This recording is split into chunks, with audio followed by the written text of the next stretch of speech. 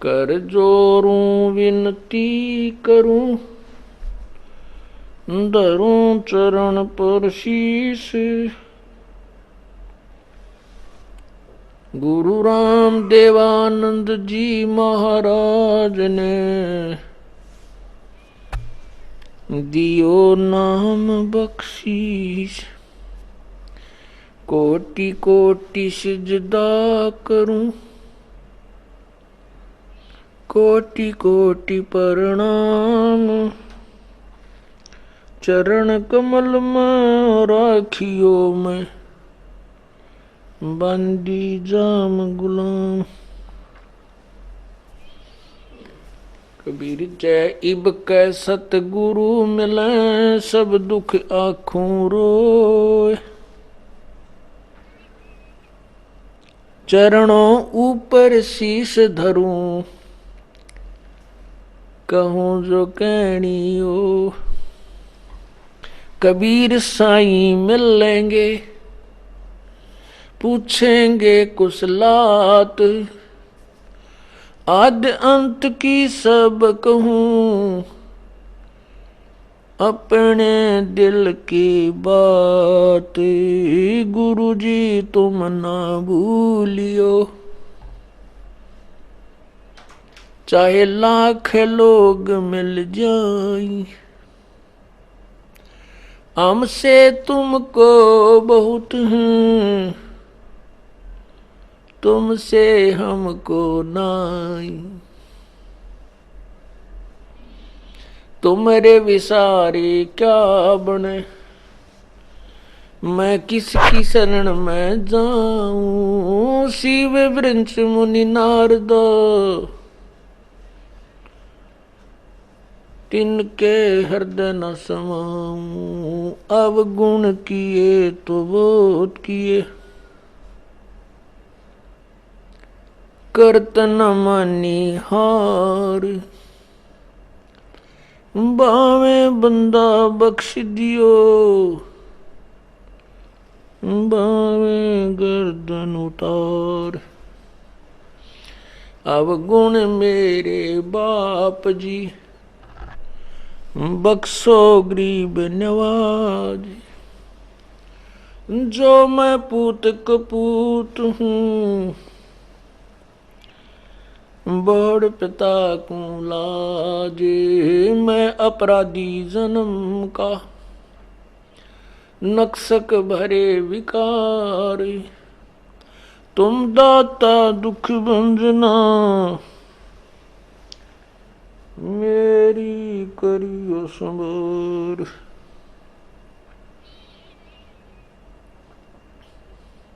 कुत्ता तेरे दरबार का, मोतिया मेरा नाम। गले प्रेम की जेवड़ी, जहाँ खेचो वहाँ जाऊं मैं। तो करो तो बावड़ू, दूर दूर करो तो जाऊं। जो रखो तो ही रहूं, जो देवो सो खाऊं।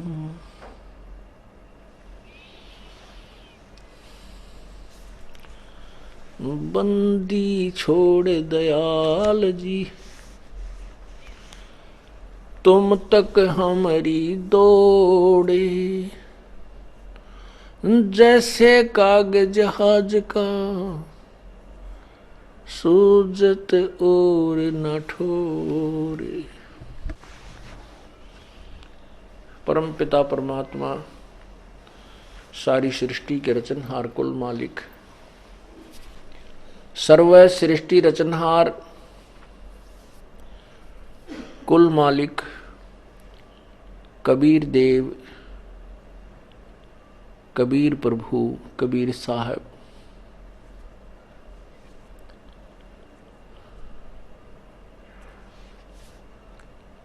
ये पूर्ण परमात्मा है। ये वही भगवान है जो हमारे दुखों का निवारण कर सकते हैं। अन्य जो भी परमात्मा हैं, श्री ब्रह्मा, श्री रजगुण ब्रह्मा जी, श्री विष्णु जी सतगुण, श्री शिव जी तमगुण, ब्रह्म परब्रह्म यानी क्षर पुरुष अक्षर पुरुष, ये परमात्मा केवल किए हुए कर्म का फल ही दे सकते हैं। इनके पास इसमें अब किए हुए कर्म के अंदर परिवर्तन करने का अधिकार नहीं है। पूर्ण परमात्मा सारी सृष्टि के रचनहार कबीर देव कबीर प्रभु ही हमारे भाग्य में परिवर्तन कर सकता है।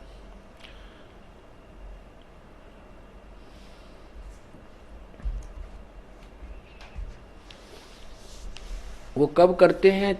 जब हम उनके चरणों में विधिवत मर्यादावत लग जाते हैं, आजीवन मर्यादा में रहते हैं।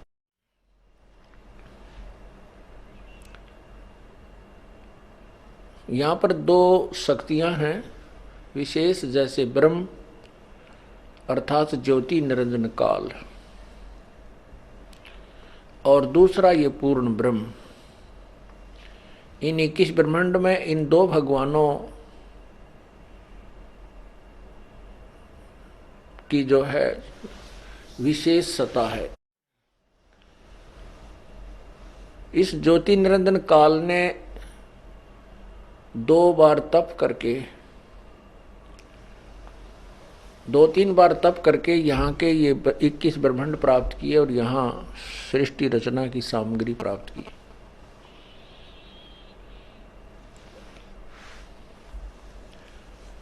इसलिए ये यहाँ का 21 ब्रह्मांड का कंट्रोलर है।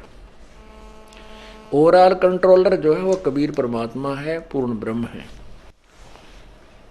यदि नियम का भंग ब्रह्मा करता है, विष्णु करता है, शिव करता है, इनको भी दंड भोगना पड़ता है। ब्रह्म करता है, इसको भी भोगना पड़ता है, पर ब्रह्म भी अगर अपने नियम भंग करता है उसको भी दंड परमात्मा देता है। जैसे आपने देखा पढ़ा, आपका पवित्र हिंदू धर्म में जन्म होने के कारण आपको भगवान श्री विष्णु जी, श्री कृष्ण जी, श्री राम जी के चरित्र का मैं तो बहुत बार सुना हुआ है। विष्णु रूप में, विष्णु जी अर्थात श्री रामचंद्र जी रूप में जब अवतरित हुए, उन्होंने बाली को मारा था, सुग्रीव के भाई को धोखे से। उसका भी दंड भगवान श्री रामचंद्र उर्फ विष्णु जी ने भोगना पड़ा।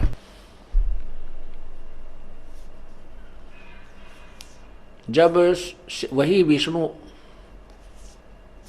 श्री कृष्ण रूप में अवतरित हुए द्वापर युग में, उसी बाली वाली आत्मा ने जो उस समय में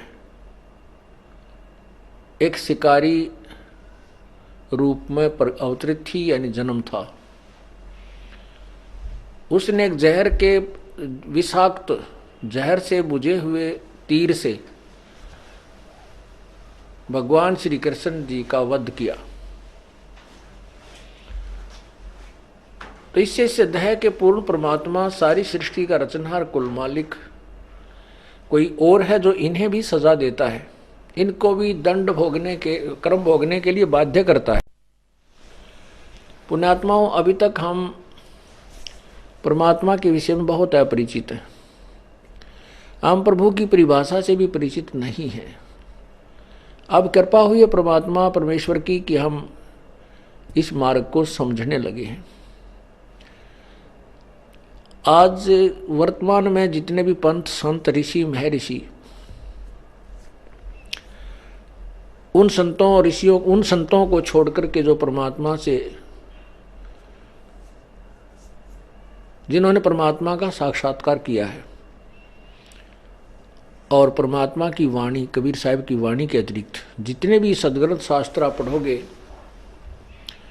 जितने भी अभी तक हमें जो ज्ञान था, हम केवल कोई राम कह देता, कोई अल्लाह, कोई गॉड, कोई खुदा, कोई रब, परंतु हमें ये नहीं मालूम था वो रब कौन है और किस रब के सामने हम प्रार्थना कर रहे हैं, किस अल्लाह के सामने हम प्रार्थना कर रहे हैं।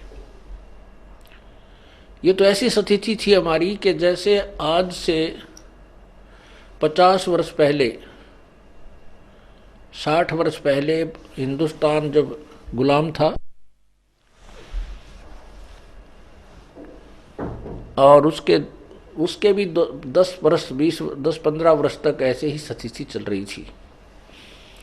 जनसाधारण इस बात से परिचित नहीं था, अशिक्षित ज़्यादा थे। तो उसमें क्या था कि जैसे कोई अफसर आ जाता था, कोई अधिकारी आ जाता था गांव में, विशेषकर ये दास अपने स्थिति बताना चाहेगा क्योंकि हम ऐसे उस क्षेत्र में ऐसी व्यवस्था थी। कोई भी अधिकारी आ जाता था, उसमें वहाँ कौन अधिकारी आते थे, या तो कोई पटवारी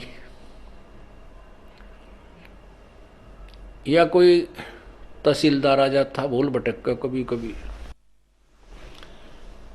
हमारे क्षेत्र में नहर बनी हुई थी, बहुत पुरानी नहरें हैं, तो उन पे इसके जो सिंचाई विभाग के अधिकारी आते थे, तो वो उस समय एक रिवाज थी कि कैप डालते थे अपनी, जो है ना, एक उनका ऐसा वेशभूषा थी या वैसे अपने किसी शौक से डालते थे। तो जो कैप डालकर आता था, जिसके सिर पे हैट होता था यानी टोप होता था, जिसके सिर पर हैट होता था, टोप, उसको कहा करते साहब आ रहा है। कौन साहब है कि सिंचाई विभाग का, नहर महकमे का साहब है, साहब आ गया है, साहब आया हुआ है। अब उनको इतना पता नहीं था कि ये कौन साहब है और इसकी कितनी क्षमता है, केवल यही कहा करते थे कि साहब आ गया था, साहब आया था, ऐसे। तो अब हम शिक्षित हो गए हैं हिंदुस्तान में, बच्चा बच्चा, बूढ़ा भी, बुजुर्ग भी शिक्षित है।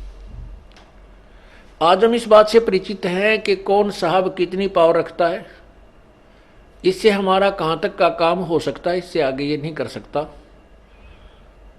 इसलिए हम उसी अधिकारी के पास जाते हैं जिससे हमारा काम बनना होता है। ठीक इसी प्रकार आज ये भक्ति मार्ग है। पूरा विश्व इस यथार्थ ज्ञान से अपरिचित है, तत्व ज्ञान से अपरिचित है। वैसे ये तत्व ज्ञान पहले से विद्यमान है, इसकी तरफ किसी भी ऋषि महर्षि संत की दृष्टि नहीं गई और वो समझ नहीं सके। तो इस तत्व ज्ञान के आधार से हमें सभी भगवानों की, सभी साहबों की सतिथि का, उनकी अक्षमता का, उनकी औकात का पता लग जाता है। अब जैसे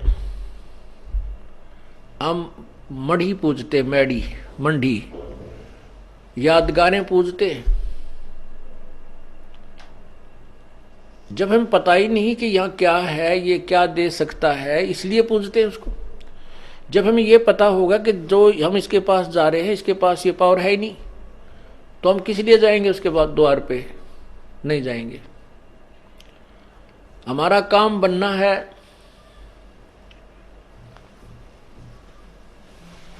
हमारा काम, हमारा जो हमारे लेवल का काम जो है वो डीसी के सत्र का है, डिप्टी कमिश्नर के सत्र का।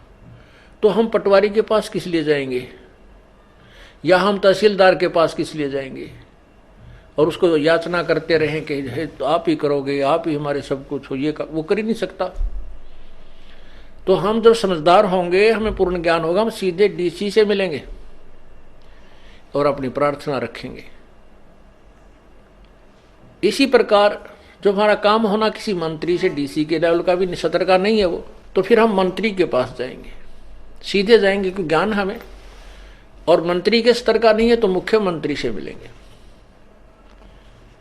और मुख्यमंत्री के लेवल का नहीं है, सत्र का नहीं है, तो हम प्रधानमंत्री से मिलेंगे।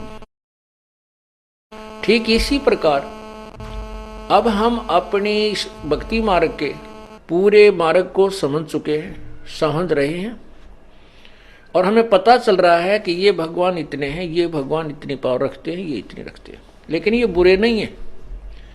कोई ये कहे कि हमने तो नहर महकमे के एससी से मिलन हो गया, हमारा उनसे मित्रता, तो उससे ये नहीं कि वे नीचे के महकमे के जेई या एसडीओ एक्शन कुछ भी नहीं है, उनको अपनी पावर रखते हैं, वो हमें बुरे नहीं लगते।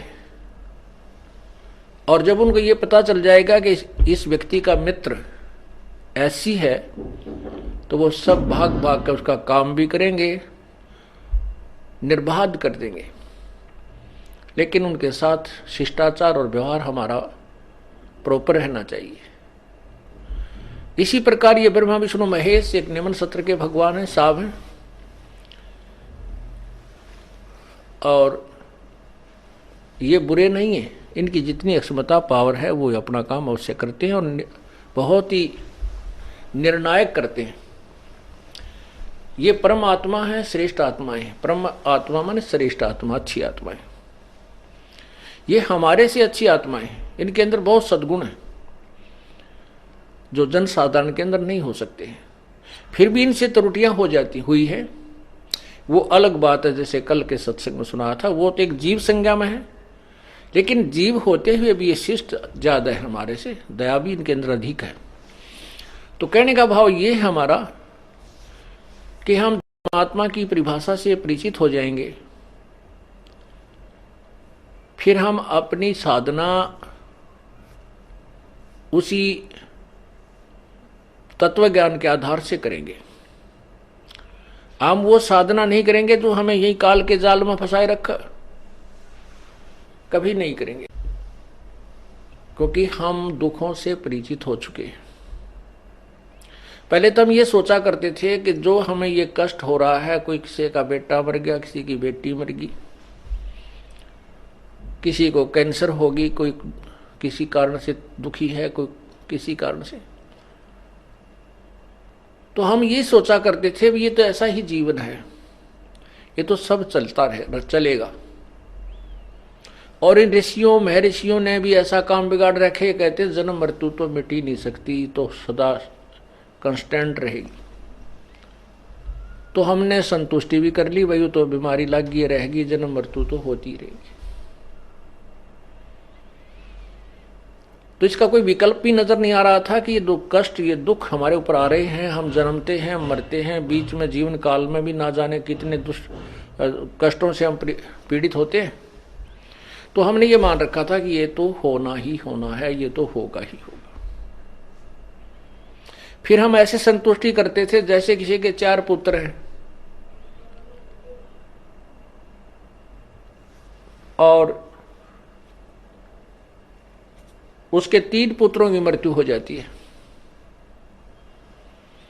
वो फिर ऐसे स्थान पर जाता है जहां जिसके एक ही पुत्र था उसी की मृत्यु होगी, तो संतुष्टि इसलिए कर ले, इस तुलनात्मक तरीके से कर लेता है कि हे भगवान, इससे तो मैं ही अच्छा, मेरा एक तो बचा हुआ है, इस बेचारे का एक ही था, वही चला गया।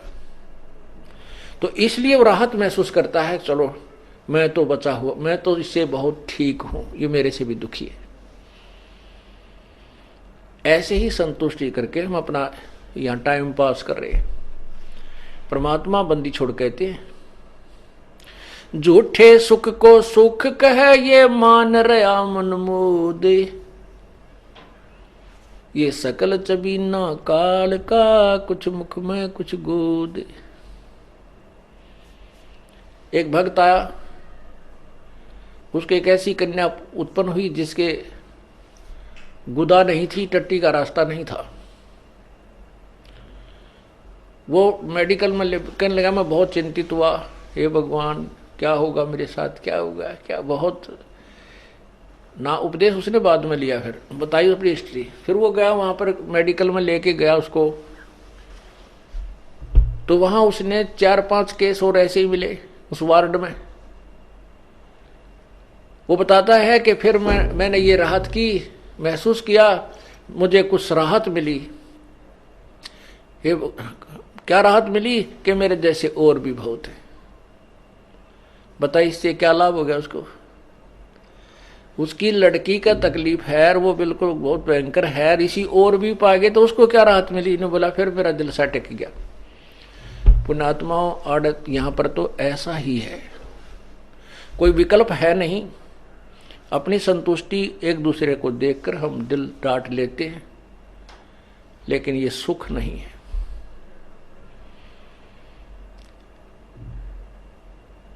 ये संसार समझदा नाही, कहंदा श्याम दोपहरे नू, गरीबदास ये वक्त जात है, रोवोगे इस पैरे नू।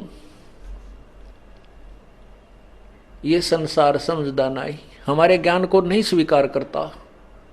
और कहंदा श्याम दोपहरे नू, ज्येष्ठ मास में, मई और जून में ये राजस्थान, हरियाणा, पंजाब और उत्तर प्रदेश में कड़ाके की गर्मी गिरती है, और उसके दोपहर में कितनी गर्मी होती है 12 बजे के आसपास। हम जैसे किसी ने शराब पी रखी हो या भांग का नशा कर रखा है, वो कहीं पड़ा है, धूप में पड़ा है, उसको महसूस ही नहीं हो रहा तुझे धूप लग रही है, और पसीना पसीना बुरा हाल, जागाए हुए मरने की मृत्यु को प्राप्त हो जाए अगर ऐसे पड़ा रहे तो। उसको कोई भद्र पुरुष कहता है कि भाई तू यहां से उठ, बहुत गर्मी है, तुझे गर्मी लग रही है, चल तुझे छाया में छोड़ देता हूं। वो कहता है छोड़ दे, जो रही है, कोई गर्मी वर्मी नहीं है। तो वो नशे में है, इतनी भयंकर पीड़ा को वो पीड़ा नहीं मान रहा। तो हम सभी इस काल के अज्ञान की भांग पी चुके हैं, इसलिए उस भांग के नशे में हम ऐसा बोलते रहते।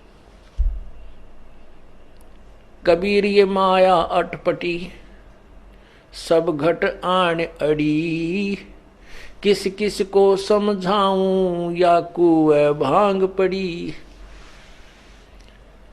एक बहुत बड़े कुएं में और मन 2 मन 1 क्विंटल भांग घोल के गिर दे कोई, उस जल को जितने भी व्यक्ति पीवेंगे सभी को नशा होगा। और नशे वाला व्यक्ति से 100 मिले आपको, 100 के 100 एक जैसी भाषा बोलेंगे। तो काल ने अपने 21 ब्रह्मांड के कूप में अज्ञान की भांग डाल दी। इस अज्ञान की भांग में हम इतने उलझ चुके हैं, इतने नशे का प्रभाव हमारे ऊपर हो चुका है कि हम इसी सुख को सुख मान बैठे।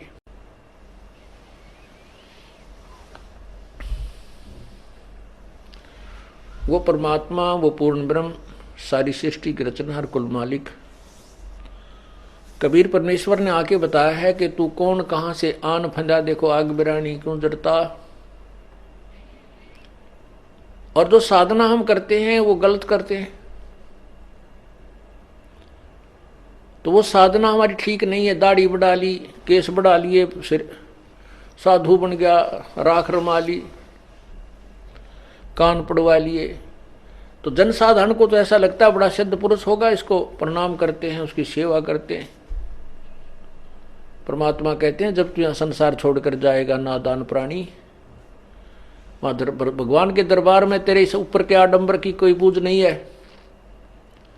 यदि तेरे पास सतभक्ति की कमाई है तो वहां तेरी को राहत मिलेगी, नहीं तो नरक में डाल दिया जाएगा, पिटाई होगी, घेर के कूटेंगे बुरी तरह। चुंडित मुंडित पकड़ लिए, इनसे जम किंकर ना डरता। चुंडित जो बड़े बड़ी जटा रखते हैं, और मुंडित जो कति मुंड मुंडा के घोटम घोट हो रहे हैं, ऊपर लाल कपड़ा माला तिलक विलक लगा के, इनसे यम के दूत नहीं डरते। इन पाखंडों पर के पाखंड से वो डरते हैं सच्चे नाम की कमाई से। वो तेरे पास है नहीं, तो वहां सच्चे दरबार में तेरी पिटाई होगी।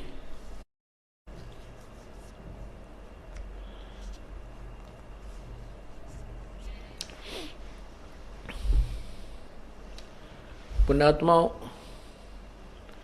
उस परमात्मा की भक्ति के बिना इस जीव का कहीं ठिकाना नहीं है। क्या कहते हैं भगवान, आगे गए ना बावड़े, रहते भी सब जाही, बिन साहिब की बंदगी की ठोड़ ठिकाना नहीं। वह जो पहले चले गए वह तो वापस आए नहीं तुम्हें बताने के लिए, और रहते भी चले जाएंगे, ये सभी जा रहे हैं धीरे धीरे। और बिन साहेब यानी पूर्ण परमात्मा कबीर साहब की सत भक्ति के बिना तेरा कितना ठिकाना ना, कहीं ठोर ठिकाना ना।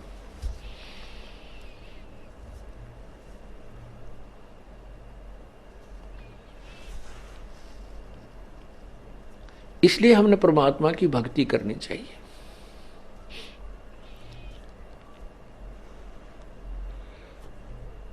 तो क्या बताते हैं परमात्मा, यो सौदा फिर नाही रे संतो, यो सौदा फिर नाही, यो सौदा फिर नाही रे संतो, यो सौदा फिर नाही।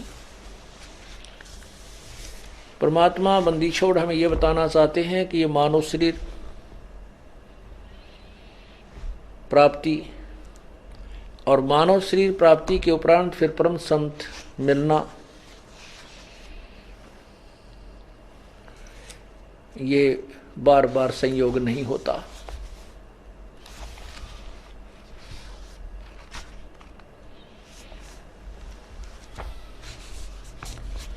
और इसका हमने लाभ उठाना चाहिए। पुण्यात्माओं, आपके ऊपर बहुत ज्यादा मेहर हुई है प्रभु की, और अब आप बहुत पुण्यकर्मी प्राणी हो जो इस सतलोक आश्रम बरवाला व क्रोथा से संबंधित हो चुके हो। लखबर सूरा जूझ ही लखबर सामत दे, और लखबर यति जहान में तब की तो सतगुरु शरणा ले। पुण्यात्माओं, देखो विचार करो, इन उदाहरणों से हमें शिक्षा मिलती है। जैसे कल आपको बताया था, आदरणीय नानक साहिब जी की आत्मा सतयुग में अम्बरीश राजा थी।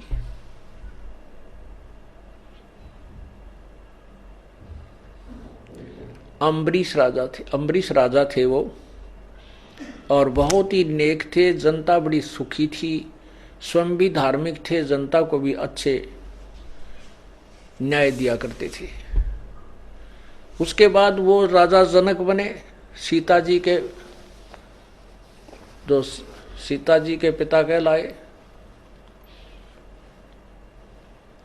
उस समय भी वो एक बहुत ही अच्छे प्रसिद्ध संत भी कहलाए। राज करते करते बड़े धार्मिक व्यक्ति थे, संतों को बुलाते थे, उनसे ज्ञान पूछते थे। अष्टावक्र की कहानी आपने सुनी होगी। अब कितनी अच्छी आत्माएं थी। उसके बाद अपने पुण्यों को समाप्त करके वो कितनी अच्छी आत्मा थी, और रास्ते में 12 करोड़ यम वो नरक के अंदर भोग रही, अपने कर्म भोगों को 12 करोड़ आत्माओं को छुड़वा दिया अपने पुण्य दे करके। ये दयालुता की अंत था, हद थी दयालुता की। इतने दयावान थे, लेकिन मार खाते रहे। फिर वो आगे क्या बने, नानक जी बने, जो सिख धर्म के प्रवर्तक माने जाते हैं। अब वो इतनी अच्छी आत्मा थी, और फिर इसलिए परमात्मा की शरण प्राप्त हुई उसको। फिर परमेश्वर आकर मिले और उनको सतलोक लेकर गए, अपनी वास्तविकता से परिचित करा। क्योंकि ये ज्ञान गुण से नहीं मानता प्राणी, बहुत शीघ्र से नहीं मानता। क्योंकि ज्ञान तो अज्ञान बहुत ज्यादा सुना हुआ होता है, उस अज्ञान को हम ज्ञान मानकर आरूढ़ हो चुके होते हैं।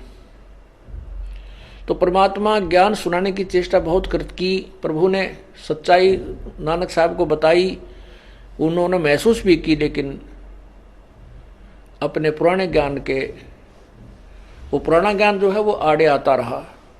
तब परमात्मा ने उस प्यारी आत्मा को अपना गवाह बनाने के लिए, इस समय के लिए, नहीं तो किस किस को दिखाए परमात्मा उस सतलोक को। जो कहे से नहीं मानता, देखिए पीछे भी नहीं मानेगा। उसका क्या फायदा। जैसे एक उदाहरण हुआ है कि हजरत मोहम्मद जी को भी परमात्मा कबीर जी आए थे और उनको सतलोक लेकर गए थे, वहाँ का सब व्यवस्था दिखाई थी, उनको वापस छोड़ दिया तो उस शरीर में आते ही उन्होंने फिर उस जबरील नाम के देवता के भय से, क्योंकि उन्होंने उसको बहुत तंग किया था अपना ज्ञान समझाने के लिए, उसके डर से और उन्हीं के ज्ञान को उचित मान करके परमात्मा वाले मार्ग को स्वीकार नहीं किया था, इसलिए अलग से धर्म बन गया। तो इसलिए सबको नहीं दिखाया जाता। परमात्मा ने अपने गवाह बनाने थे, नानक साहब को दिखाया सतलोक और वहां अपनी समर्थता दिखाई कबीर परमेश्वर ने, तो नानक साहब ने स्वीकार किया। तो कहने का भाव यह है कि लखबर सूरा जूझ ही लखबर सावत दे और लखबर यति जहान में जब कि सतगुरु शरणाले।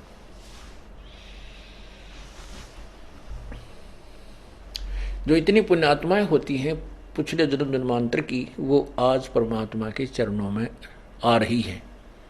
आप इतनी पुण्यात्मा हो जैसे नानक जी थे।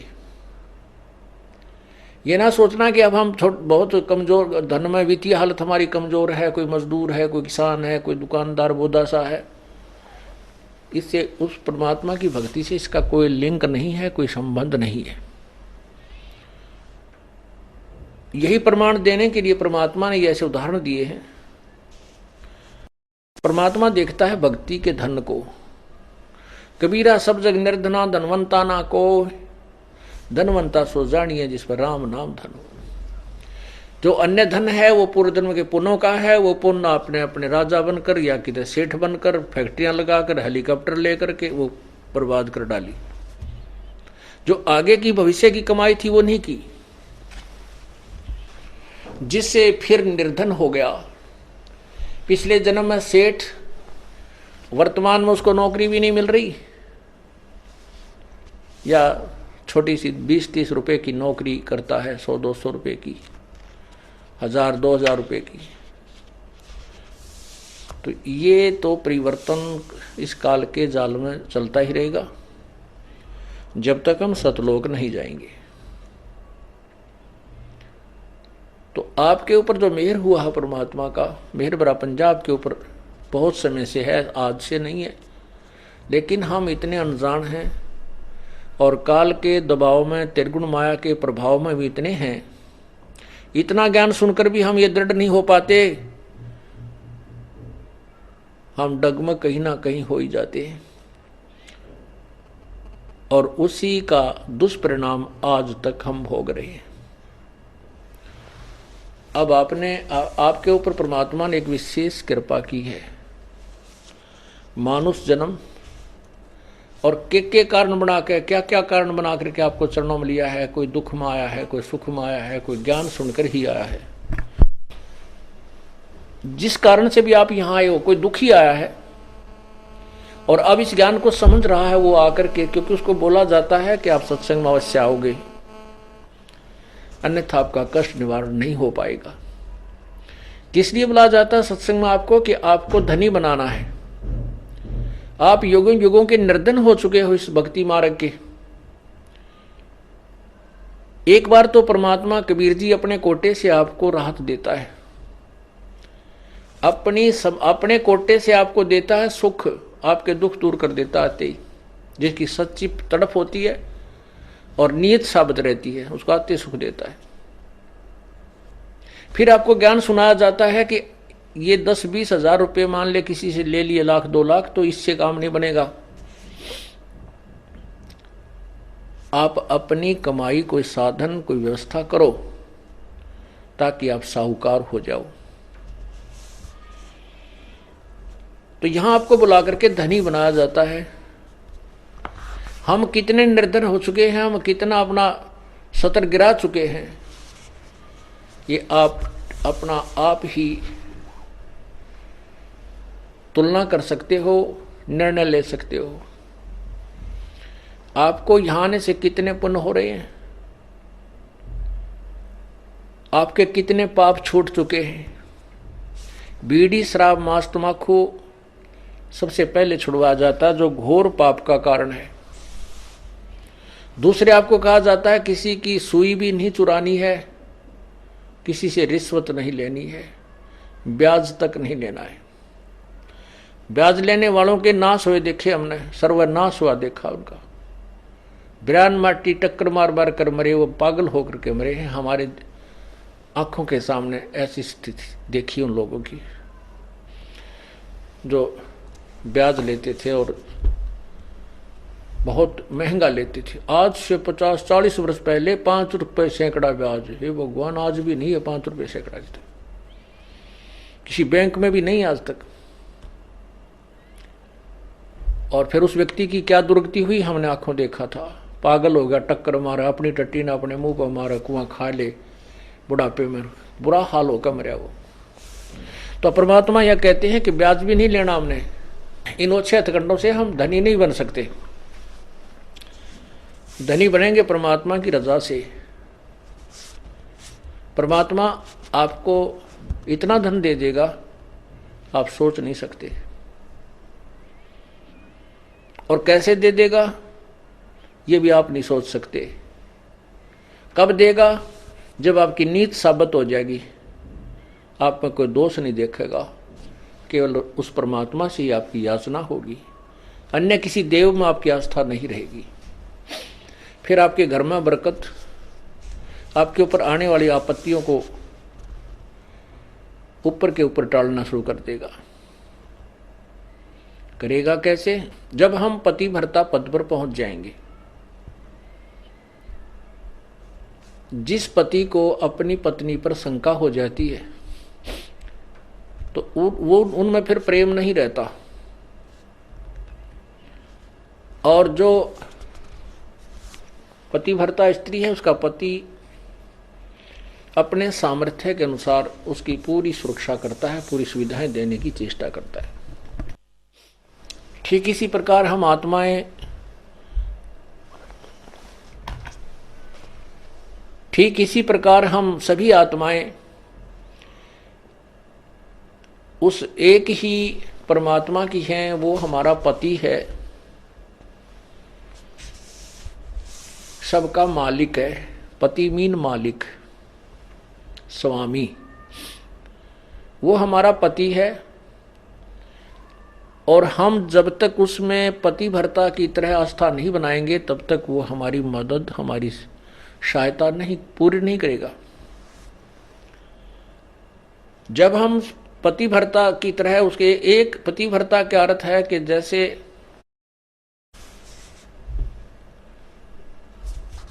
अपने पति के अतिरिक्त किसी भी परपुरुष में आस्था ना हो, चाहे कोई कितना ही खूबसूरत हो, कितना ही धनी हो, चाहे वो कितना ही चटक मटक हो, हमारे मन में दोष नहीं आना चाहिए।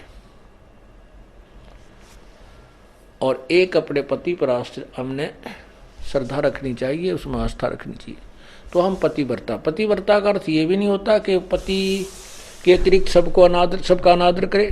किसी का अनादर नहीं करना। जैसे जेठ जेठानी घर में होते हैं, जेठ है, जेठानी है, देवर देवरानी है, ननंद है छोटी बड़ी, सास ससुर हैं, इन सबको यथोचित सत्कार देना पतिव्रता का प्रथम कर्तव्य है। लेकिन जो समर्पण अपने पति में होता है वो किसी में नहीं हो सकता, नहीं होना चाहिए। तो हम पतिव्रता हैं। तो उस ऐसे ही जब हम कबीर परमेश्वर के चरणों में आते हैं, हमें ज्ञान होता है, तो हम अपने परमेश्वर के अतिरिक्त किसी के से अपनी मनोकामना पूर्णा की तरफ सपने में भी नहीं सोचेंगे, तो हम पतिव्रता है। ठीक है, हमारे कोई जैसे ब्रह्मा विष्णु महेश, देवता ऋषिजन संतजन कोई भी हैं, आदरणीय हैं, लेकिन पूजनीय नहीं है। जैसे पतिव्रता को अपना पति पूज्य होता है, उसी से को समर्पण करती है, तो वो समर्पण वो किसी को नहीं कर सकती, लेकिन आदर सबका करती है, वो आदरणीय है। इस भाव से जब हम प्रभु के चरणों में लगेंगे तब परमात्मा हमारी सभी मनोकामनाएं पूर्ण करेगा, अन्यथा नहीं करेगा। जैसे परमात्मा क्या बताते हैं? ज्यों पति भरता पति से राती, आन पुरुष नहीं भावे, बसे पीहर में सुरत प्रीतम में, ऐसे ध्यान लगावे। उसके विषय में क्या बताते हैं कि जो जैसे जब पति भरता जमी पर, और जो जो रख है धर है पाओ, और समर्थ झाड़ू देत है कदे ना काटा लग जावे। परमात्मा आपकी कैसे मदद करेगा कबीर भगवान? जब हम पति भरता हो जाएंगे इसके प्रति, किसी भी देवता से, किसी इष्ट से, किसी भी भूत प्रेत से या कोई झाड़े लानियों से हमारी कोई लिंक नहीं रहेगा, बिल्कुल सोचा नहीं सपने में। और फिर इस समर्थ के सहारे हम लगेंगे तब ये हमें कितने सुख देगा। जब जो पति भरता जमी पर, जो जो धर है पाँव, समर्थ झाड़ू देत है ना काटा लग जावे। जैसे पति भरता स्त्री कहते पानी को चलेगी पानी भरने के लिए, अर्थात अपने जीवन रूपी सफर में वो चलती है आत्मा, जो केवल एक इष्ट पूर्ण परमात्मा कबीर जी पर आश्रित है। उसके जीवन रूपी सफर में, जीवन रूपी रास्ते यात्रा में, यात्रा के मार्ग में वो परमात्मा समर्थ भगवान कबीर परमात्मा ऐसे झाड़ू देता है। झाड़ू मीन हमारे आने वाले जीवन में जो संकट हो, पाप कर्म रूपी कांटों को वो साफ करता रहता है कि कहीं मेरी आत्मा को पीड़ा ना लगे, कोई दुख ना हो जाए। अब आपको थोड़ा सा परमात्मा की महिमा सुनाते हैं, पतिव्रता कैसे होनी चाहिए, अर्थात हम प्रभु पर कैसे आश्रित हों। ग्रीव सुकर्मी पतिव्रता सो आन उपावन मूल, एक पुरुष से परस है पतिव्रता समतूल। पतिव्रता का निष्कर्ष बताता हूं। आन उपावन मूल, बिल्कुल भी किसी और की पूजा नहीं करे, वो पतिव्रता आत्मा होती है। एक पुरुष, जैसे इसमें दोनों ही पहलुओं पर विवरण दिया है, जैसे स्त्री अपने ही पति एक ही पुरुष पर आश्रित रहे, ऐसे ही आत्मा एक पुरुष यानी एक परमात्मा पर आश्रित रहे, कबीर भगवान पर। पतिव्रत सुकर्मी सो जानिए, एक पुरुष से रात, निर्दाव निर्भैरता ना दूजे से बात। अपने मनोरथ पूर्णा के लिए वो किसी अन्य पुरुष से बात, किसी अन्य भगवान की इच्छा नहीं करती, वो पतिव्रता होती है। ग्रीवे सवाल सुखन किसकू कहे, पतिव्रता सो नार, हुक्म अदूल न मेट ही सो पतिव्रता पार। देखो कितनी गहराई से बता रहे हैं, केवल यही एक लक्षण नहीं है पतिव्रता का। क्या बताते हैं कि पतिव्रता तो हो गई, अच्छी बात है, लेकिन पति कहता है वहां नहीं जाना और वो वहां अवश्य जाती है। पति कहता है ये काम नहीं करना और उसको करती है,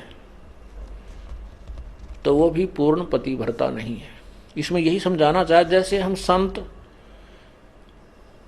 आपको आदेश देता है गुरुदेव के बेटा चोरी नहीं करना, बीड़ी नहीं पीना, मांस नहीं खाना, सिनेमा नहीं देखना, ब्याज नहीं लेना,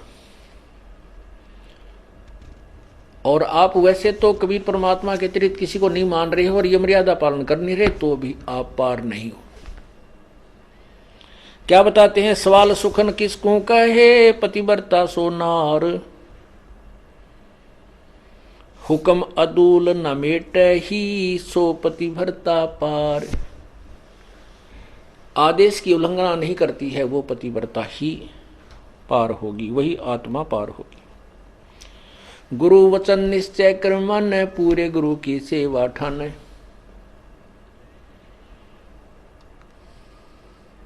भाई जो गुरु वचन पे डट गे रकट गे फंद 84 के, कट गे फंद 84 के, कट गे फंद 84 के। भाई जो गुरु बचन पर डट गे रे कट गे फंद 84 के। वस्तु मिली ठोड़ की ठोड़ मिट गई मन पापी की दौड़। वस्तु मिली ठोर की ठोर मिट गई मन पापी की दौड़। भरम मिटे मुथरा काशी के भरम मिटे वो मुथरा काशी के। भाई जो गुरु बचन पर डट गे कट गे फंद 84 के।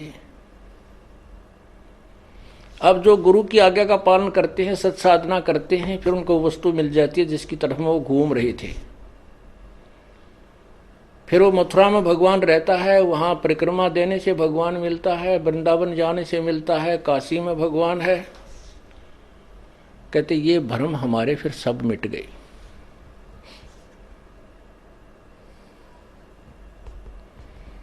उसी के ऊपर यहां कहा है, घर आंगन एक सारे है वचन उल्लंघना होई। घर आंगन एक सार समझे। पति भर्ता अपने घर में रहे चाहे बाहर रहे, उसके आव भाव, उसका चलना बैठना उठना बोलना ऐसा ही रहे जैसे वो घर में रहती है। बाहर भी एक जैसा ही व्यवहार करे और वचन उल्लंघन ना करे। घर आंगन एक सारे है वचन उल्लंघना होई। आन खसम से ओ लेने पतिव्रता है सोई। आन खसम यानी और अन्य पति नहीं बनावे, उससे ओलना माने आड रखे, पतिव्रता है सोई। आन खसम से हंसत है वह चंडी चोर चुड़ैल। जिनसे क्या घर बासे है घर में बसे घुड़ैल। अब क्या बताते हैं परमात्मा के, जैसे कोई पतिव्रता स्त्री दूसरे पुरुष के साथ मजाक करती रहती है,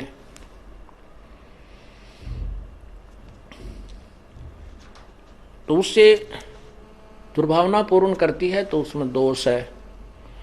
वो कहते हैं वो तो एक भूतनी बस है घर में, और उससे क्या घर, जिनसे क्या घर बास है घर में बसे गुड़ैल।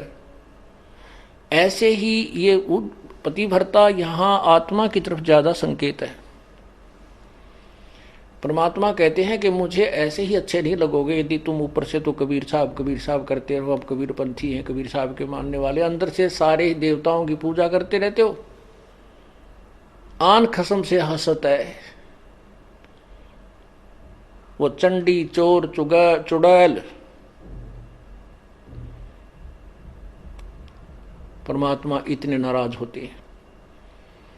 कहते हैं परमात्मा 100 वर्ष सतगुरु की पूजा एक दिन आन उपासी। वो अपराधी आत्मा फिर पड़े काल की फांसी। 100 वर्ष तो ये साधना करते रहना जो हम आपको बता रहे हैं, और एक दिन अन्य पूजा कर लेना। परमात्मा कहते हैं वो अपराधी आत्मा पड़े काल की फांसी। तो ऐसी गलती क्यों करेंगे हम? तब करेंगे जब हम ज्ञान नहीं सुन पाएंगे और ज्ञान उस दूसरे ज्ञान के लोगों से हम ज्यादा संबंध रखेंगे, तो वो हमें विचलित कर डालेंगे। यहां जींद के अंदर एक रमेश जैन भक्त है, अब भी हमारा सेवक है वो। उसकी पत्नी को दौरे पड़ते थे, दमा था उसकी पत्नी को, दमा था उसकी। एक लड़की को दौरे पड़ते थे। 2 जुड़वा बच्चे थे, वो बहुत बीमार रहते थे। महीने में 2-2, 3-3 हजार रुपए का उनका डॉक्टरों का मेडिकल का खर्चा होता था। एक भक्त ने उनको समझाया कि आप हमारे गुरुदेव से उपदेश लो, कबीर परमेश्वरी की शरण में आओ, आपके सब झंझट मिट जाएंगे। काफी कुछ कहने से उन्होंने मान लिया, और फिर वो टर्म एंड कंडीशंस भी बता दी उसको कि ये नहीं करना आपने। जब तो उन्होंने मान लिया ठीक है, हम तो बहुत दुखी हो गए हैं इनको पूजा करते करते और साधनाओं से हमारी दुर्गति हो रही है, तो हम क्या करेंगे, हम नहीं पूजेंगे उनको। उन्होंने उपदेश ले लिया उपदेश लेने के बाद उस बहन के 2-3-4 महीने तक कोई दमा नहीं, लड़की के दौरे पड़ा करते, उसका कोई दौरा नहीं, बच्चे स्वस्थ हो गए। वो तो इतनी खुशी मनाई, ओहो हे भगवान, भगवान मिल गए हमें। तो परमात्मा कहते हैं पर्वत पर्वत में फिरा, कारण अपने राम, राम जैसे संत मिले जिन सारे सब काम। अब क्या हुआ कि उसने वो 3-4-5 महीने के बाद ये गुग्गा पीर का दिन आ गया, गुग्गा नौमी आ गई। उसकी पड़ोसन आई, कहने लगी है कमलेश, और गुग्गा की पूजा नहीं करी तूने। वो बोली ना हम ना करा कर, हमने छोड़ दी, मारे तो जो ना गुरु का नाम ले लिया। वो किसी और पंथ से संबंधित थी, वो दूसरी लड़की जो बहन आई उसके पास, वह कहने लगी नाम तो हमने भी ले रखा है, पर पूजा सारी करनी चाहिए ना, तो ये नाश कर देंगे। उनका फलाना करना ना, वो अपने पंथ के उसके विषय में बताने लगी कि ऐसे उसने हमारे पंथ का है कि उन्होंने ये पूजा छोड़ दी थी, उनका एक का बेटा था वो मर गया, अब तो भाई सारी पूजा करते हैं और भी वो भी करने लग गए। तो वह डर गई कि कदे भाई सजो गुग्गा पीर दुखी कर दे, उसने वो पूजा पाजा अपनी कर दी। पूजा कर दी तो अगले दिन वो लड़की तो दौरा पड़ने लग गया। उस कमलेश ने सांस नहीं आवे, दमा हो गया, न्यू का न्यू, और दोनों लड़कों की तबीयत खराब। अब उस सेठ लाला जी को पता नहीं था, रमेश को, क्या गड़बड़ कर रही है नालायक। वो घर पे आया और वो कहा ऐसा स्थिति फिर होगी। उसने उस भगत से संपर्क किया कि भाई मारा तो फिर होगी भाई बात, कोई फायदा नहीं हुआ।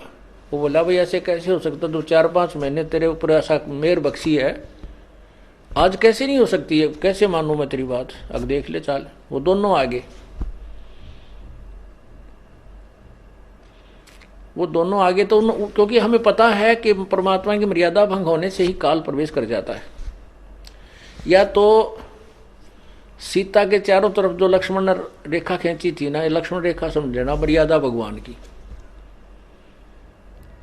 और इसको तोड़ते ही या दुर्गति शुरू हो जाएगी, जो सीता की हुई थी।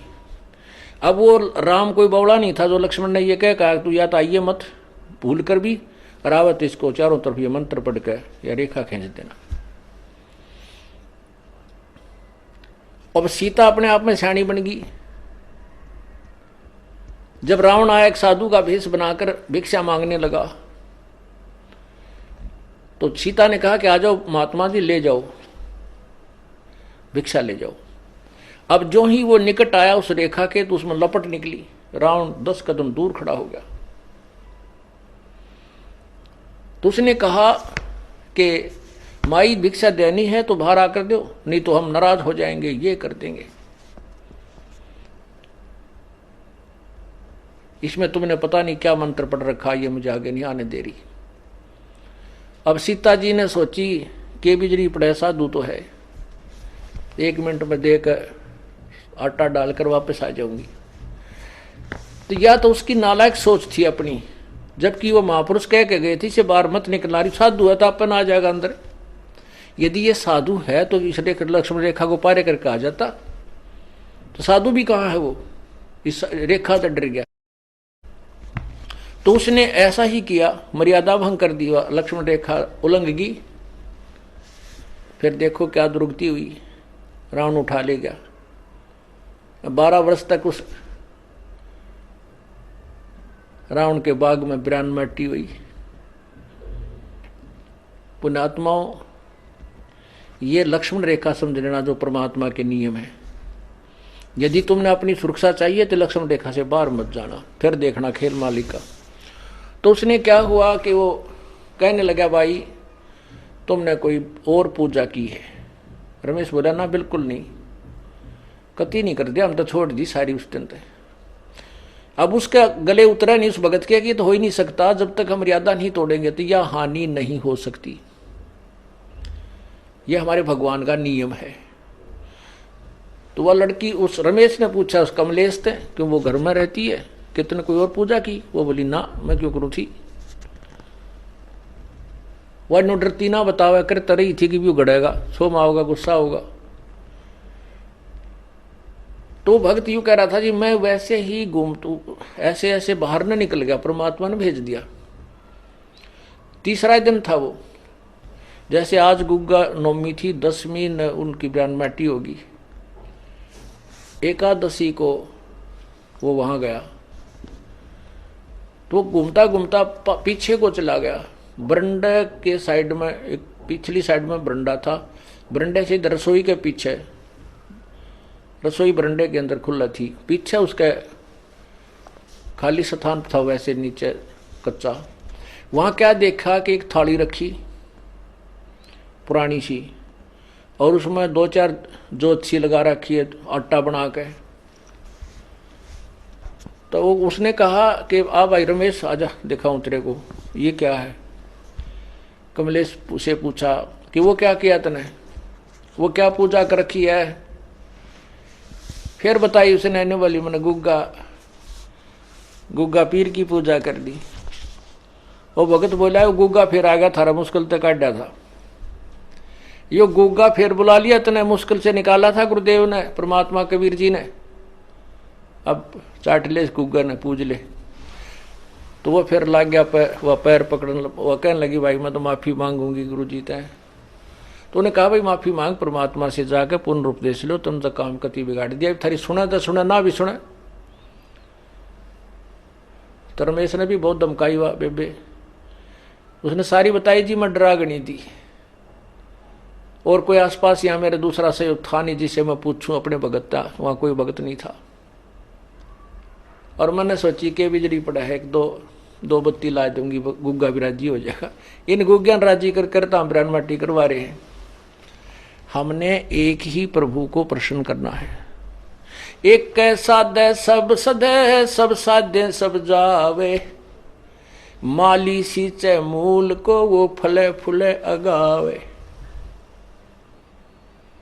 एक ही साधने से, एक ही पूजा करने से जड़ की तो पौधा परिपक्व बड़ा हो जाता है, वृक्ष बन जाता है, फिर आम के फल लगते हैं। यदि हम टहनियों की तरफ से उसको गाड़ कर जमीन में लाकर बैठ जाएं, उगाकर, तो सभी पौधा ही नष्ट हो जाएगा। अर्थात शास्त्र विरुद्ध साधना करने से हमारा भक्ति रूपी पौधा बर्बाद हो जाएगा। तो क्या बताते हैं, 100 वर्ष सतगुरु की पूजा, एक दिन आन उपासी, वो अपराधी आत्मा फिर पड़े काल की फांसी। तो पुण्यात्मा फिर आए मेरे पास, जब हम छुड़ानी से सब जाते रहते थे, हमारे गुरुदेव भी छुड़ानी जाते थे। वो केवल इसलिए जाते थे कि वहां भक्त आते हैं, उन भक्तों को समझाया जा सकता, वो भ्रमित हैं सभी, वो यथार्थ ज्ञान से परिचित नहीं है। फिर उसके बाद हमारा उनसे मनमुटाव बन गया, क्योंकि गुरुजी शरीर त्याग कर चले गए थे सतलोक, और छुड़ाने वाले की जो क्रियाएं थी वो शास्त्र विरुद्ध थी, सदग्रंथ के विरुद्ध करते थे। हम जनता को सच्चाई बताते थे तो उनकी दुकान बंद होने के कागार पर आ गई। इसलिए उन्होंने हम नहीं सुहाए, तो हमने अपना अलग से करौथा में आश्रम बना लिया। तो उस समय जब वो हम वहीं जाते थे तो थोड़ी ही संख्या में भक्त होते थे। 1995 की बात है ये। उसने फिर पुनर्उपदेश लिया, माफी मांगी कि जिंदगी में नहीं करूंगी। उसके बाद वो नाम दोबारा लिया, उसके बाद आज तक वो सभी सोचते हैं। बोलो सतगुरुदेव की।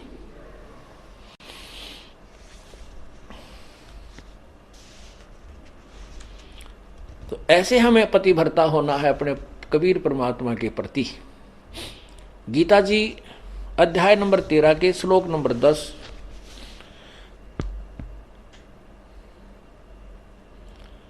में भी यही प्रमाण है।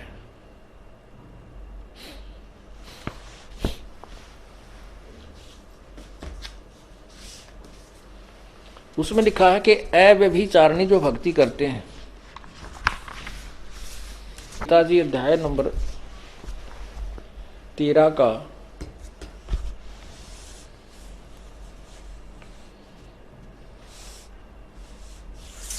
अध्याय नंबर 13 और ये मंत्र नंबर 10 श्लोक नंबर 10। अव्यभिचारिणी भक्ति, भक्ति अव्यभिचारिणी। मुझको मई माने मेरी होती है। मुझ ये ब्रह्म कह रहा है कि मुझको अनन्य योग द्वारा अव्यभिचारिणी भक्ति तथा एकांत और शुद्ध देश में रहने का स्वभाव विषाक्त मनुष्यों के विषाक्त समुदाय में प्रेम न होना, ऐसे 13 में लिखा, 11 में है मेरी भक्ति करे तो भी अव्यभिचारिणी करनी है। व्यभिचारिणी होती है जो एक व्यभिचारिणी लड़की उसको कहते हैं जो अपने पति के अतिरिक्त अन्य पुरुषों से संपर्क करती है, जिसको वैश्या की दर्जा दिया जाता है। तो यहाँ कहते हैं अव्यभिचारिणी भक्ति द्वारा मेरी भक्ति करे।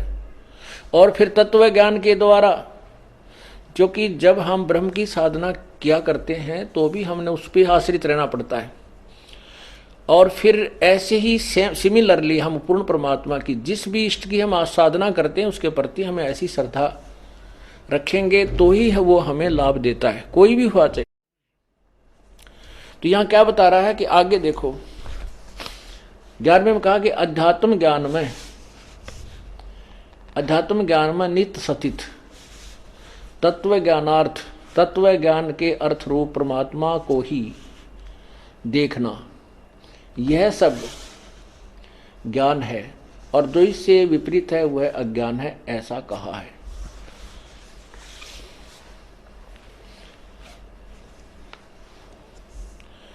इसका क्या अर्थ है वैसे तो, कि मेरी या किसी अन्य जिस भी भगवान की तुम साधना करते हो उसको अनन्य, ये अध्यात्म ज्ञान में और तत्व ज्ञान के आधार पर ये प्रमाण है कि उसी पर पूर्ण आश्रित आपने रहना चाहिए। अव्यभिचारिणी भक्ति से ही परमात्मा प्राप्ति होती है, इसका ये अर्थ है। तो क्या कहते हैं, आन खसम से हंसत है वो चंडी चोर चुड़ैल, जिनसे क्या घर बास है वो घर में बसे घुड़ैल।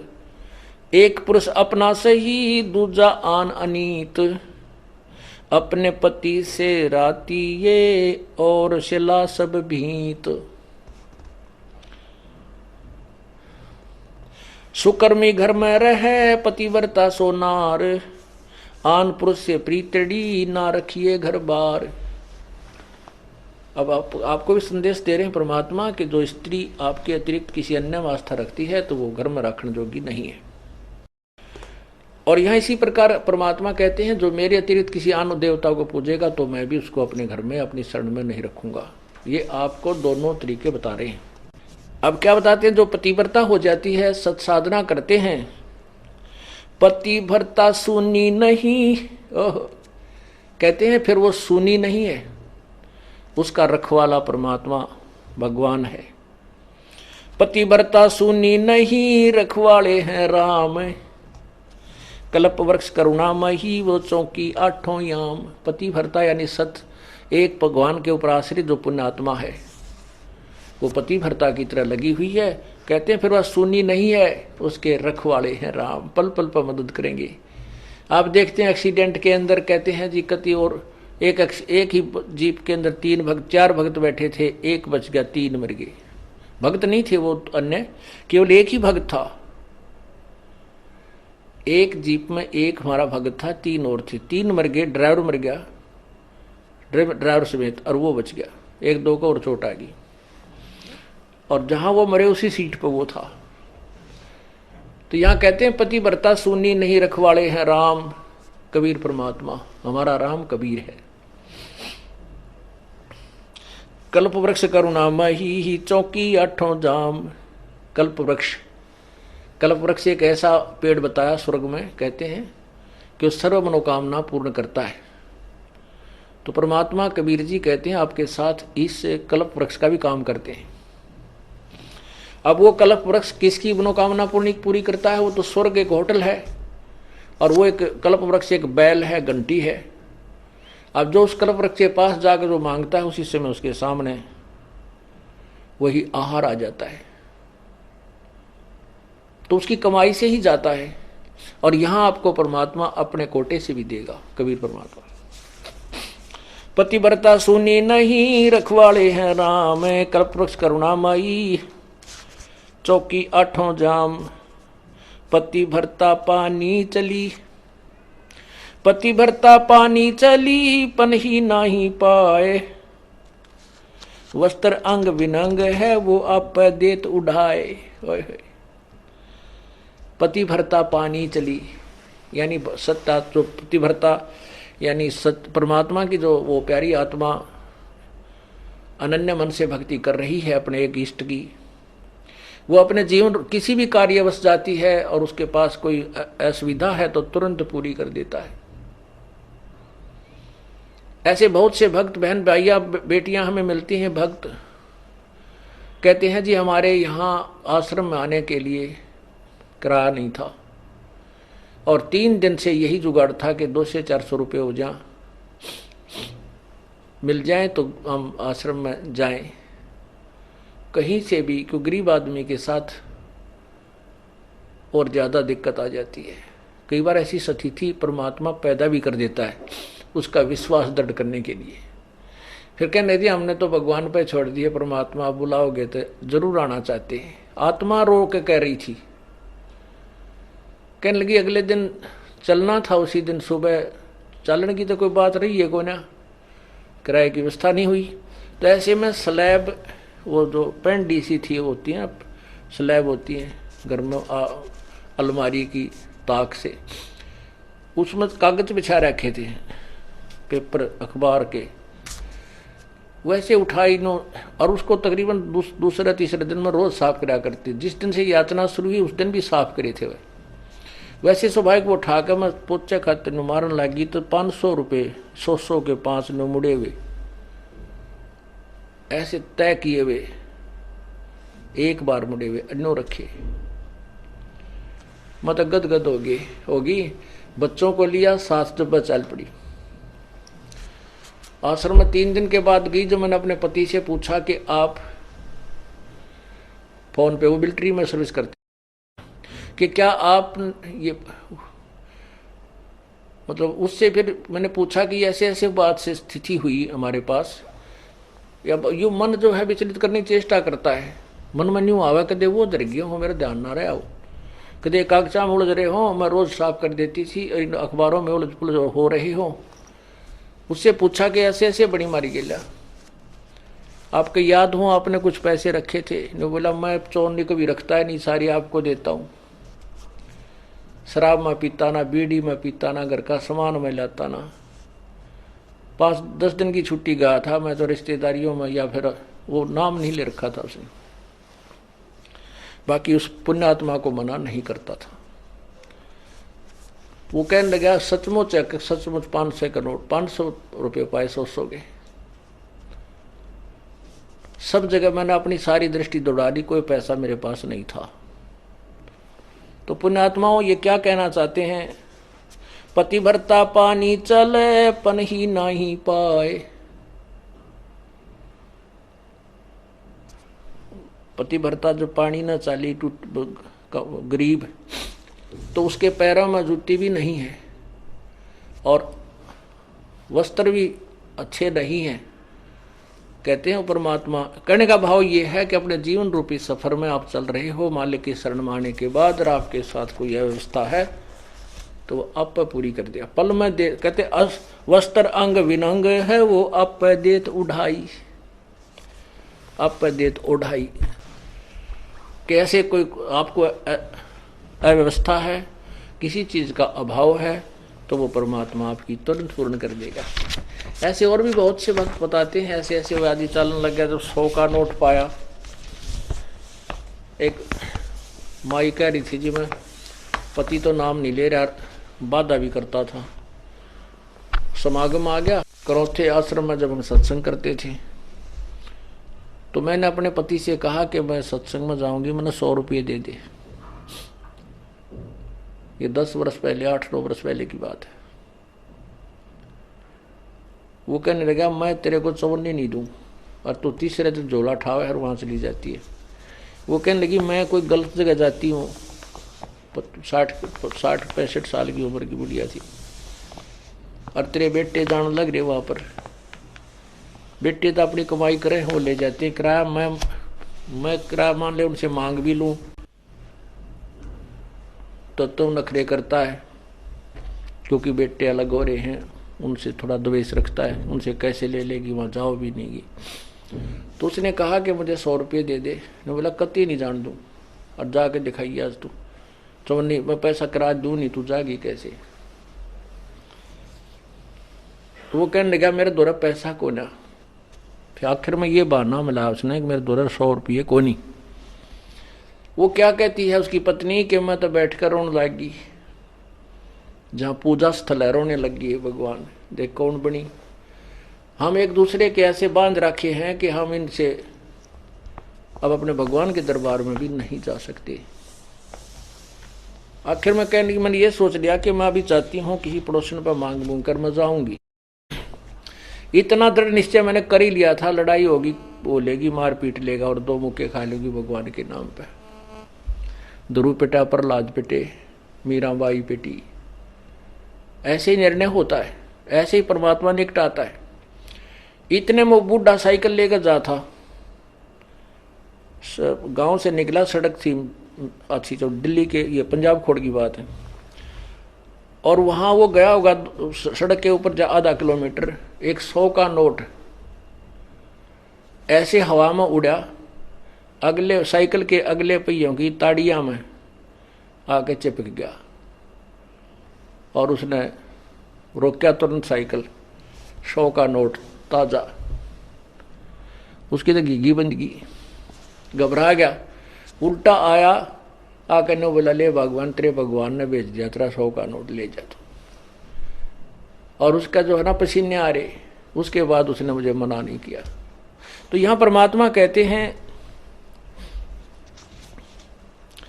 पति भरता पग जमी पर जो जो धर है पाव, समर्थ झाड़ू देत है ना काटा लग जावे। पति भरता भूखी रहे, यानी पति भरता को, यानी सच्ची उस अनन्य मन से पूजा कर रही भक्त आत्मा को कोई अभाव होता है, किसी चीज की आवश्यकता होती है, और वो वास्तव में उसकी आवश्यकता है, तो कहते हैं पति भरता भूखी रहे वहां समर्थ घर सोच। ऐसे पति की स्त्री के, ऐसे पति की स्त्री के काल कर्म हो मोक्ष मोच। कहते हैं जैसी भक्त आत्मा जब दुखी होती है तो भगवान के दरबार में भी चिंता बन जाती है। और ऐसे पति की स्त्री के काल कर्म हो मोक्ष, जो ऐसे दृढ़ता के साथ, समर्पण के साथ, पूरे विश्वास के साथ भगवान पर लगती है, उसके नाम पर, कहते हैं उन्हीं का मोक्ष होता है, उन्हीं के पाप कर्म नष्ट होते हैं। कहते हैं नुक्ते ऊपर रित जगा रे कोट कर्म जल जा तुम्हारे। ये नुक्ते होते हैं जो हम लोग लाज और किसी परमात्मा के नाम पर ना किसी पति से, ना पत्नी से, ना पुत्र से कोई दबाव नहीं मानते अपने आत्म कल्याण के लिए, तो परमात्मा प्रसन्न होता है। परमात्मा कहते हैं मात पिता सुत स्त्री, मात पिता सुत सत्री, आलस बंधु कान, संत मिलन को जब चले ये अटकावे आण। मात पिता, बालक है, बेटा है, बेटी है, माँ बाप नहीं जानते सत्संग में। जो 15-16 साल के 20 साल तक हैं वो माता पिता के अधीन होते हैं,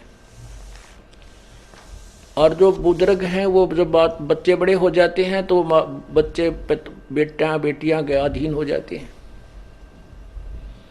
बेटे के अधीन हो जाते हैं, या फिर आलस, या फिर लोक लाज। जैसे आप यहाँ सत्संग में आते हैं, कोई ना कोई जरूर टकरा देगा, काल कहाँ चले, बेरा है सत्संग में जान दोगे, थारा तो पाँव लिकट रहा है, तीसरे दिन वहाँ बैठे रहते हो। तो इस तरह के श्लोक सुना देते हो। और आप जो ज्ञान में कमजोर है, इन बातों से दबाव मानने लग जाता है और फिर वो आना भी कम कर देता है, उसको ज्ञान नहीं है। इसके लिए परमात्मा कहते हैं कि मात पिता सुत स्त्री और आलस बंधुकाण, बंधुकाण माने लोक लाज, अपने मित्रों के वो कहे हुए व्यंग्यात्मक बातों से झिझक जाना। कहते हैं सतगुरु मिलन को जब चला ये अटकाव आने, ये आके आंट लावेंगे कि बेटा क्या माँ बाप या स्त्री ऐसी निकम्मी हो जाए का दी बेबे, बस जी का झाड़ बन जाती इस भगत के, या फिर लोक लाज, या खुद आलस कर जाए, फिर देखोगे, फिर अगले बार देखेंगे, सर्दी ज़्यादा है, गर्मी घनी है। इनका अटकाया ना अटके जो सतगुरु दर्श को जाए, कहे कबीर सो संत है भाई आवागमन निसावे। कहते नुकते ऊपर रीत जगह। ऐसे हम थोड़ी बहुत भगवान के लिए पाँ पिटिया करेंगे, संघर्ष करेंगे तो हमारे निकटाएगा, और केवल बात बनाते हैं परमात्मा या कोई भी क्रिया पूरी नहीं हो सकती। जैसे अब यहाँ कौन आएंगे, वो आएंगे जो पूर्ण रूप से परिचित हो चुके हैं इस ज्ञान से। जैसे किसान गेहूं की फसल बीजता है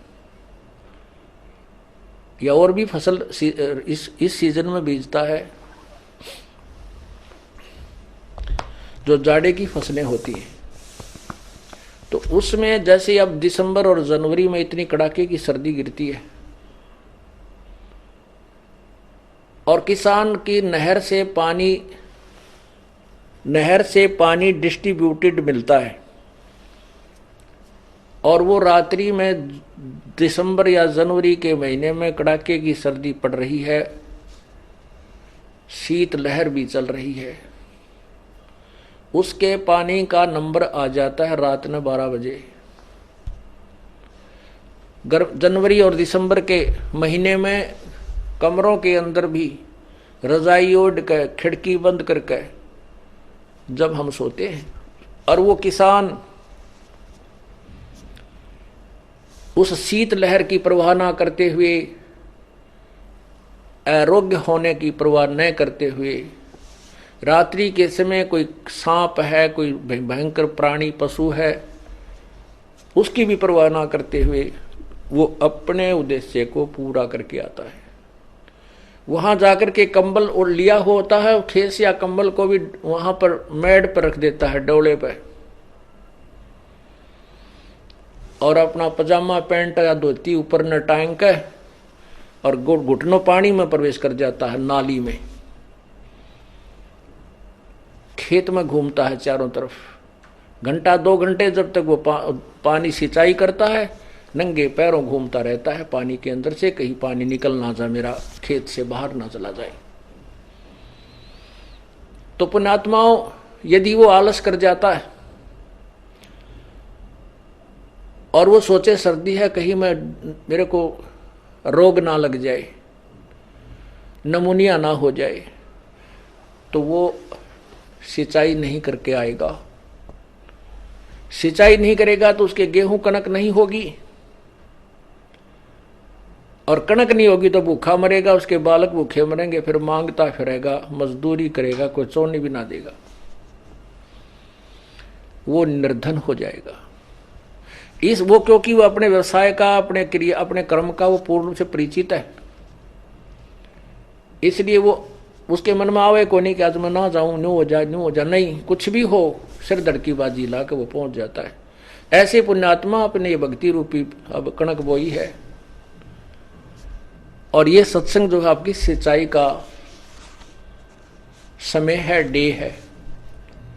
तो इसमें क्या बताते हैं कि माता पिता सुत स्त्री आलस बंधु कान और संत दरस को जब, सतगुरु दरस को जब चलाइए अटकावान, इनका अटकाया अटका नहीं, और सतगुरु दरस को जाए, कहे कबीर सो संत है भाई आवागमन से, उसे ही खेती पूरी होगी, उसी की फसल अच्छी होगी, तो इस प्रकार हमने इस ज्ञान को ऐसे समझना है।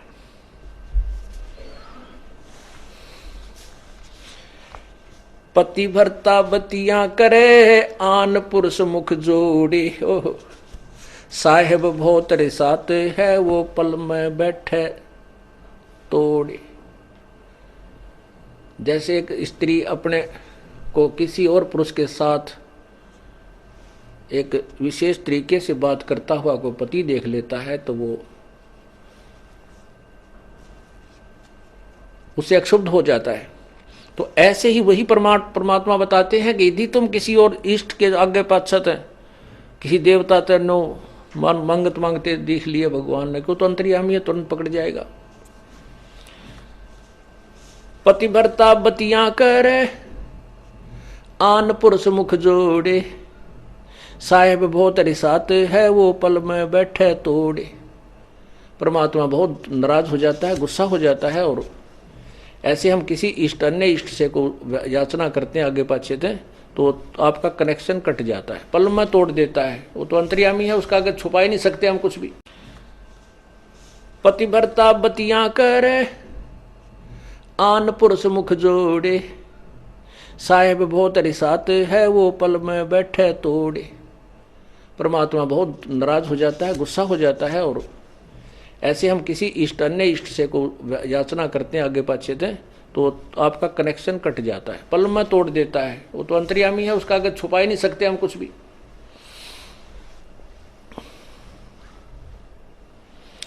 नैना आन न देख ही, श्रवण सुने नहीं बैन। रसना से बोले नहीं, सो पति भरता ऐन। दूसरे इष्ट को, दूसरे पुरुष को आंखों से भी नहीं देखे। आंखों से देखने का तात्पर्य है कि हम उसके उस स्वरूप पर दृष्टि डालते हैं तो अंदर से कुछ उथल पुथल शुरू हो जाती है, वो नहीं होनी चाहिए। यानी हम किसी से कोई बात सुनते हैं, वो वहाँ गया था, उस माता दोकन गया था, उनका ये लाभ हो गया, और वह माता दोकन जाने वाला का नाश हुआ पड़ा, वो दिखा दूँ। उसको पिछले पुण्य की कमाई से कुछ मिल रहा है तो लगता है जैसे मैं वो दोकने गया हूँ, उसी से मुझे लाभ हो गया। नहीं, ये ज्ञान आधार नहीं है, धूल में लठ लग रहा है। यू नैनो आन न देखे ही, और श्रवण सुने ना बैने। यानी किसी और की प्रशंसा पुरुष की भी नहीं पतिव्रता सुन सकती, नहीं सुनना चाहिए। यानी दूसरे भगवानों के भी हमने प्रशंसा भी नहीं सुननी है हमें, क्योंकि पहले तो हमें ज्ञान हो जाएगा नहीं कितनी समर्थता था, हम सुनेंगे भी तो भी अनसुनी हो जाएगी, पता लग जाएगा छोड़ बेरा जिसे ये भगवान है कहाँ तक के। अपने पिए के पलंग दर रह जमी से लागे, सोपी की से जांच डे जिनके मोटे भाग। अपने पति के पलंग के सहारे बैठी रहे, अर्थात कहने का भाव ये है कि द्वार धनी के पड़ा रहे, धक्के धनी के खा। 100 काल जगजोल ही पर द्वार छोड़ ना जा।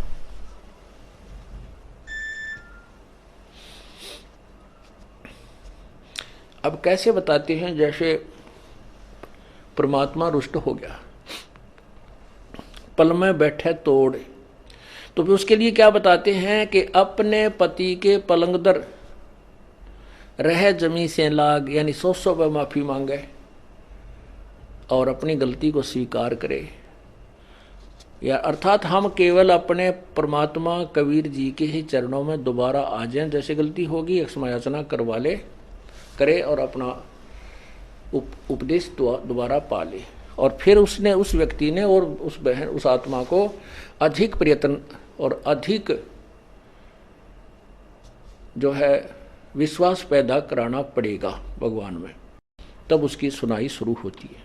तो यहाँ कहते हैं अपने पिए के पलंग दर रह जमी से लाग, और सोपति की से जांच ढह जिनके मोटे भाग।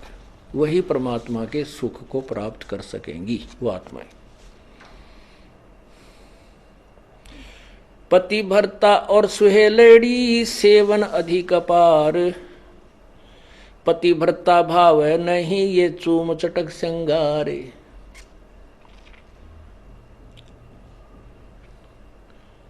पुण्यात्माओं, इसमें दोनों ही हमें आदेश दे रहा है परमात्मा, दोनों ही निर्देश हैं अपने साधारण जीवन में और इस भक्ति जीवन में हमने कैसे जीना है। पतिव्रता और स्वेलड़ी सेवन अधिक अपार, वो अधिक से अधिक जो पुण्यात्मा है, पतिव्रता यानी एक इष्ट पर आश्रित पुण्यात्माएं हैं, वो अधिक से अधिक सेवन यानी पूजा करती हैं। और वो पतिव्रता भावनी चोम चटक श्रृंगार, पतिव्रता को किसी भी प्रकार के बाह्य आडंबर करने की आवश्यकता नहीं, अर्थात जैसे ये संत बन जाते हैं, कान पड़वा लिए, जटा रखा ली, माला चार गाल ली, या कति मुंड मुंडा लिया, वस्त्र एक लंगोट लंगोट बांध लिया, बाकी दो राख मसड़ ली। कहते हैं इन श्रृंगारों की परमात्मा को कति आवश्यकता नहीं, वो अंदर से जानता है ये कितना भगत है और उसमें उतना ही प्रेम होता है प्रभु का। ऐसे ही हम अपनी बहन बेटियों से प्रार्थना करते रहते हैं कि हमने न तो ये मेहंदी वगैरह लगानी है, ना ये नाखूनों को लाल करना है, ना होठों को लाल करना है, ये नहीं चाहिए हमने। आप केवल अपने मांग में सिंदूर आदि लगा सकते हैं, जिससे ये एक प्रतीक है ये शादीशुदा है या मैरिड है अनमैरिड, बस इतना। वो भी लगाना चाहें तो लगा सकते हैं, अन्यथा कोई आवश्यकता नहीं है। ये उनके लिए है जो नए नए आते हैं, उनको एकदम हर एक क्रिया से विपरीत होना पड़ता है, इसलिए वो थोड़े से घबरा जाते हैं। जब ज्ञान हो जाएगा फिर आपको ये शरीर मिट्टी नजर आओगा। इस मिट्टी के घड़े को कितना श्रृंगार है, कितना इसके ऊपर चित्र सुंदर लगा दे, इसमें वस्तु जल नहीं है तो ये व्यर्थ है। और मीठा जीवनदाता जल यदि एक बूंदे से मटके में भी है, वही मटका हमें प्रिय है। ऐसे ही परमात्मा की भक्ति में हमने साधारण बन के रहना है। सदा अलौनी रहते हैं ये चंचल चुगल न चाल, चोरी धन नहीं खाते हैं मुसला वो कोई लाल। सदा अलौनी सी रहती है, अलौनी माने जैसे या वही हबावड़ी सी, ना डांड का दौड़ का, ना कोई श्रृंगार सिंगूर करती। जनता उन अन्य लोगों की जो भक्ति से विरुद्ध है, विपरीत सद्भक्ति नहीं कर रहे हैं, उनको तो हम बावड़े से लगाएंगे। अलूने से, अलूने कहा ना अच्छा लूना तू है, बेसुरा सा पड़ा है। तो परमात्मा कहते हैं अकल अलूने दीखते ये सर्व अकल के मूल, हरदम रटे हरि नाम को ये झूले अनहद झूल। दुनिया ने तो हम बिना अकल के लगे, अकल अलूने, अकल अलूने माने मूर्ख। तीसरे दिन सत्संग में जाते हैं, दान करते हैं, पाठ करवाते हैं, हाँ, तो हम उनको तो कति मूर्ख लगे हैं कि ये काम छोड़ कर जहाँ है इनका नाश होगा, टोटा आ जाएगा इनके। अरे बोले आदमियों, कहते हैं परमात्मा कहते हैं चिड़ी चौंच भर लेगी नदी ने घट्टो नीर, दान दिए धन नहीं घटे कहते साहब कभी। अब दान कौन करेगा? अब हम अकल उन्होंने दिखते हैं, अकल उन्होंने दिखते ये सर्व अकल के मूल। हम तो बौड़े से लागा है जनसाधारण समाज ने, लेकिन ये संत जो इस तरह लग रहे हैं, ये सर्व अकल के मूल, इनके अंदर सारे ज्ञान की जड़ इन्हें प्राप्त हो चुकी है। ये सतभक्ति पर लग गए हैं, बुराई छोड़ दी है, तो ये तो सर्व ज्ञान के मूल इनके पास है। अब दान करने से हानि नहीं होती, ये उन्हीं को लगता है जो इस क्रिया से परिचित नहीं है। जैसे एक किसान खेत में गेहूं बोया था, गेहूं का बीज रहा था, तो वो क्या करते हैं, एक थैला होता है, उस थैले को काख में टांगते हैं ऐसे टेढ़ा, और उसमें से मुट्ठी भर के और बैलों के पीछे हल्के पीछे बैलों से हल जोड़ के पीछे एक पाइप सी लगाते हैं। वो पाइप कीप की तरह होती है, ऊपर से ऐसे खुला सा मुंह, नीचे से पतली सी, तो उसमें से गेहूं डालते हैं, ऊपर मुट्ठी भर भर के थोड़े थोड़े दाने छोड़ता रहता है, और हल चलता रहता है। वो गेहूं बो रहा था, बीज रहा था, गेहूं बीज रहा था। एक दिल्ली के रहने वाला,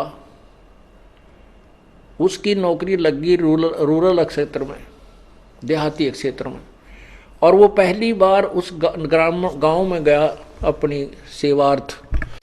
तो उस दिल्ली के बाबूजी ने कभी ये नहीं देखा था,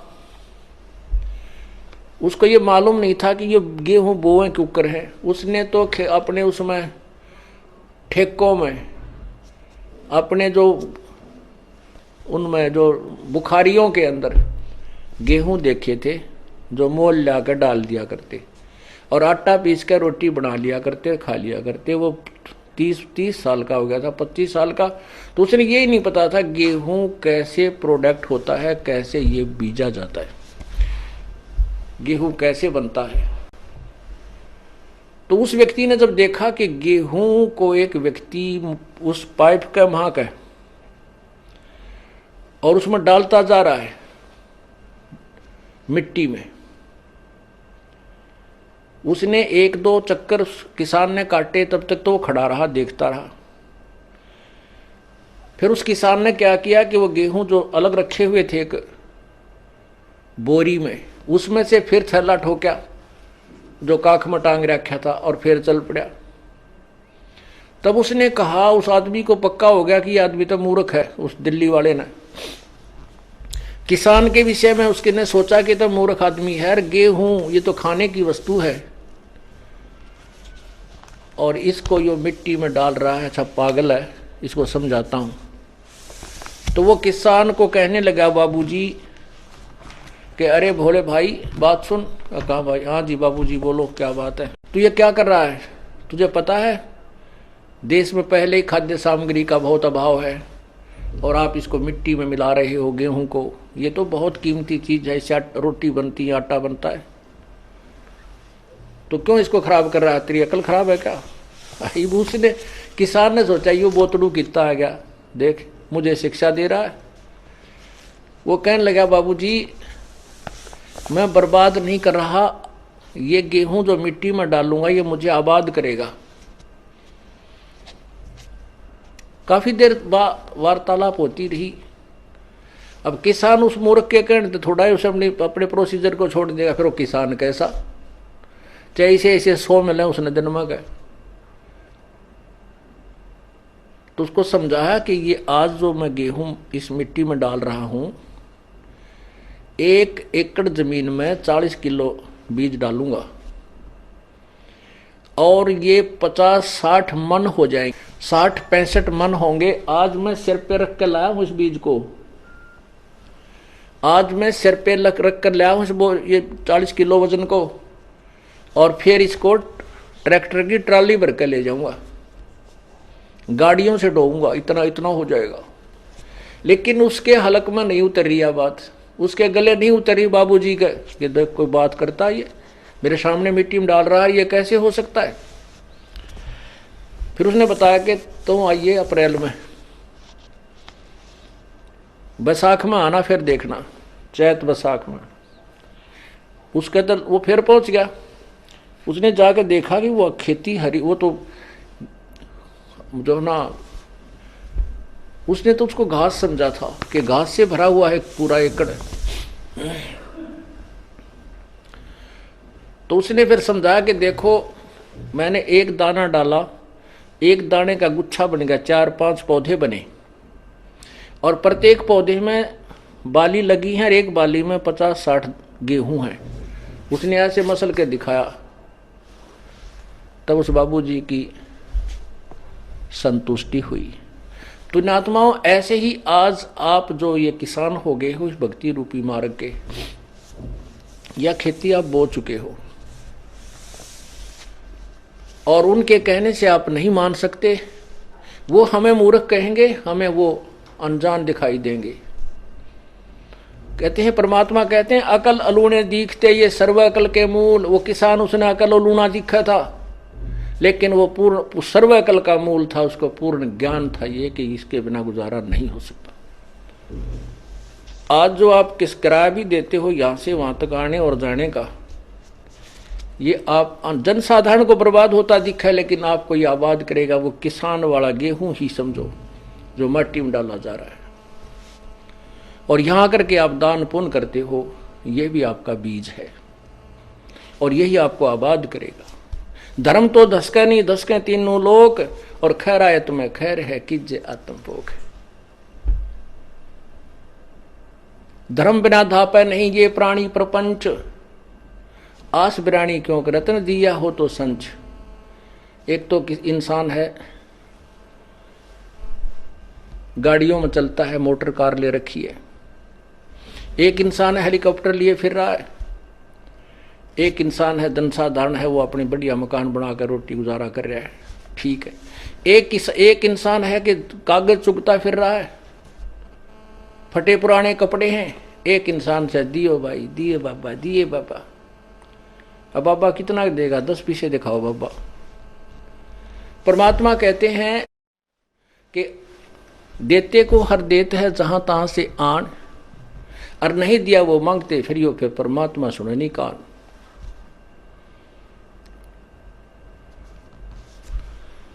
धर्म बिना धापे नहीं ये प्राणी प्रपंच, आस बिरानी क्यों कर रत्न दिया हो तो संच।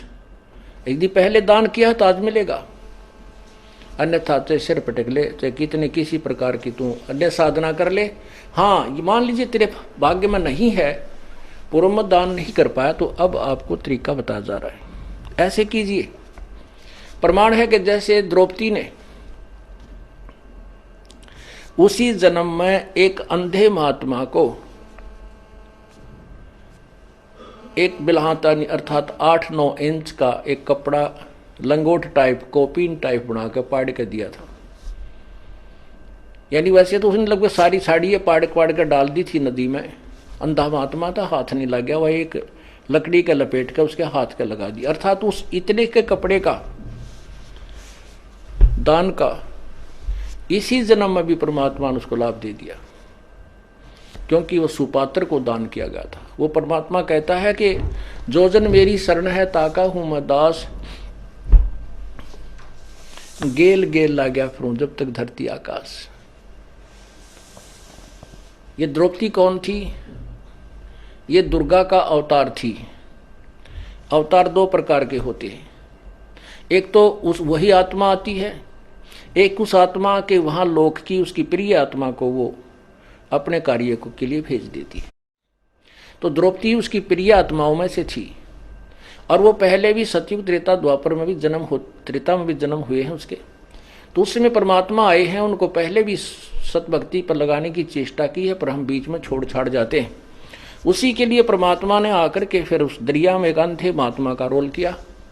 उसको पता था कि इसके ऊपर आपत्ति आएगी, काल इसको जरूर सजा देगा, क्योंकि उन आत्माओं को ज्यादा सताने की चेष्टा करता जो कभी परमात्मा के चरणों में रहे, क्योंकि उससे बहुत अक्षुब्ध हो जाता है।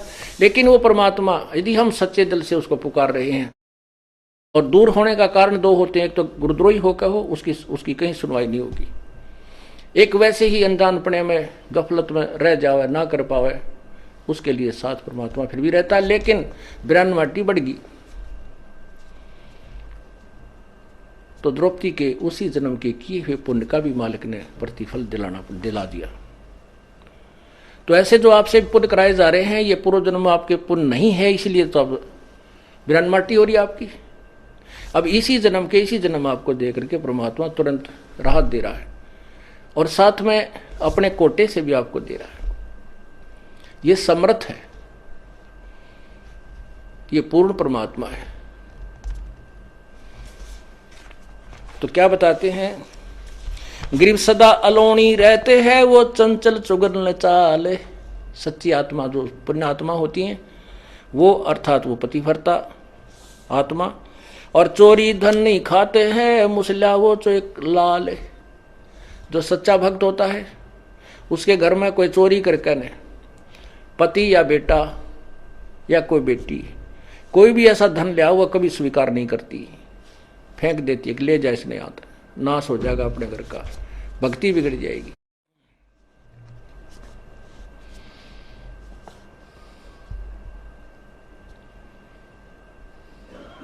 हक हलालम खाते हैं, सो साहेब दर जाही, लाल मुसे घर में धरे सो पति भरता नहीं। चोरी के धन अपने घर पर रख ले, वो भगत नहीं है, पुरुष है चाहे स्त्री। हक हलाल में खाते हैं सो साहेब दर्जा ही। अपने हक हलाल का खाते हैं, वे भगवान के दरबार में जाएंगे। निंदा बिंदा बादना बैर विरोध बेकार। चोरी जारी करते हैं वो गए जन्म सब हार। कुटल का खलीलों खिड़केड़ी है कुत्ते का काम। देख बुसे धन और का कदे न निश्चय नाम। के तो दूसरे भगत होकर भी दूसरों को भक्तों को देखता है, उसके साथ मजाक करता है, स्वयं दान करता नहीं, दूसरे कहता है क्यों दुखी हो रहा है, क्या दरिया है इसमें, रोज आना ही है, इतना दान थोड़ा किया करते, फिर दांदरे काट है। कहते ये तो कुत्ते का काम है, भगत का नहीं। गरीब कुटिल खिलेलों किड़केड़ी है कुत्ते का काम। देख बुसैदन और का कदे न निश्चय नाम। गृहपति भरता के ना उठा ये भ्रम कर्म की सूल। आन उपासी जलत हैं पड़े युगन युगन भूल। जैसे जो सच्चा भक्त होता है उसने एक परमात्मा के नाम को स्वीकार कर लिया, ज्ञान ग्रहण कर लिया, तो वो फिर बाद में शंका नहीं करता अपने गुरुदेव के किसी भी क्रिया में, तो वो भक्त है।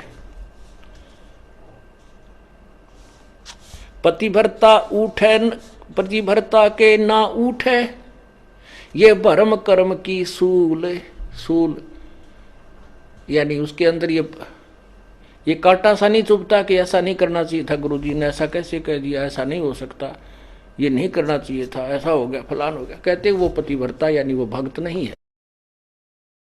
पतिव्रता के उठे नहीं इस कर्म भ्रम की भूल। जो कर्म किया जा रहा है, सतगुरु जो कह रहे हैं, उसमें भ्रम पैदा करता है, उसमें अविश्वास करता है, वो दुष्ट आत्मा है। चाहे कितनी दान कर रहा है, कितनी भक्ति कर रहा है, नथिंग है उसके पास। जैसे काल उदाहरण दिया था आपको, भगवान की किसी भी क्रिया में हमें विश्वास नहीं होना चाहिए, तभी हम सफल हो सकते हैं।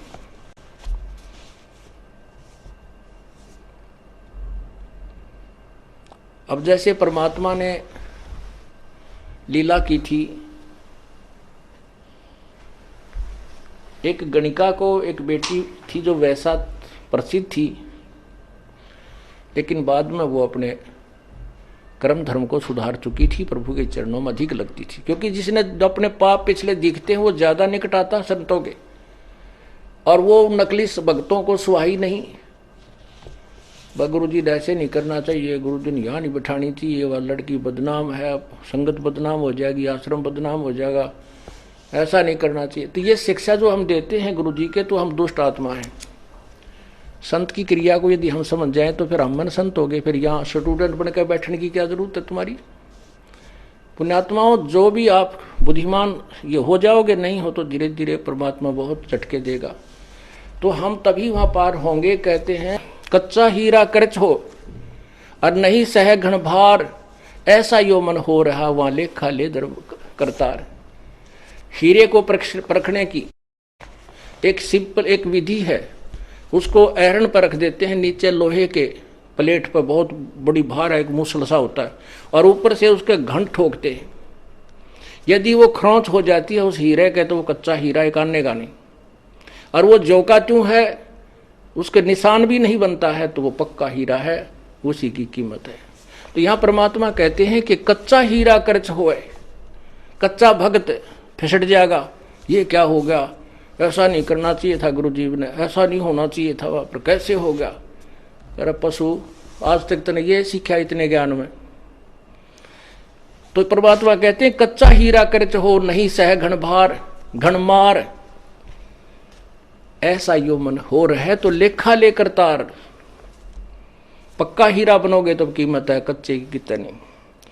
और परमात्मा कहते शीश तुम्हारा जाएगा कर सतगुरु को दान, मेरा मेरी छोड़ दे यूं ही गयो मैदान। शीश तुम्हारा जाएगा, और सिर के साटे हरी मिले तो भी सस्ता जान। हम छोटी से नुकसान को रोने लग जाते हैं। जो परमात्मा लास्ट में कहते हैं तेरा सिर दे के भी भगवान मिलता हो, तुझे गुरु संत सदगुरु मिलता हो, तो इन्होंने सोच ले कुछ भी ना गया। क्योंकि कोट शीश तन दे लिए यमराजा की भेंट,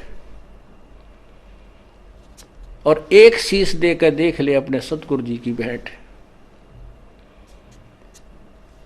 कोट शीश तन दे लिए यमराजा की फेंट, ये तो धक्के तले है, और एक शीश देकर देख ले सतगुरु अपने की भेंट। भेंट होती सब इच्छा से देना, और फेंट है झटके में, कोई फटकारा मार के, कोई झटका दे के, कोई किसी प्रकार खत्म कर देना। कहते एक शीश दे। शीश कैसे देना है? सिर सौंप्या गुरुदेव को, सफल होया यो शीश, नतानंद इस शीश पर आप बसे जगदीश। शीश कैसे देना है? गुरु जी की आज्ञा का पालन करना है। गुरु जी कहेंगे शराब मत पी, बीड़ी मत पी, मांस ना खा, चोरी मत कर, ठगी ना कर, और ये साधनाएं मत करना। तो हमने उनकी प्रत्येक आज्ञा का पालन करना चाहिए, चाहे हमने वो ऐसा लगे कि ये ठीक नहीं है तो वो गलत है, उसको नहीं। क्योंकि हमारी बुद्धि इतनी अच्छी होती तो हम पहले ही चले जाते भगवान के दरबार में, या धक्के खाते ना अड़ते।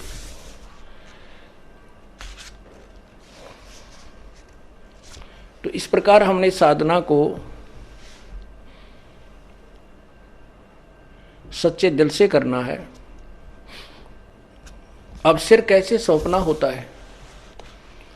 एक शिष्य के 4-5 शिष्य थे, एक गुरु के 4-5 शिष्य थे, आश्रम में ही रहते थे। उन सबको शिक्षा दिया करते थे भाई गुरु के वचन की अवहेलना नहीं करनी चाहिए। गुरु शिरोधार्य होता है, उसके प्रति किसी अपवचन भी हमने नहीं सुनने चाहिए, ना कहने चाहिए, ना बोलने चाहिए, ना सोचने भी नहीं चाहिए।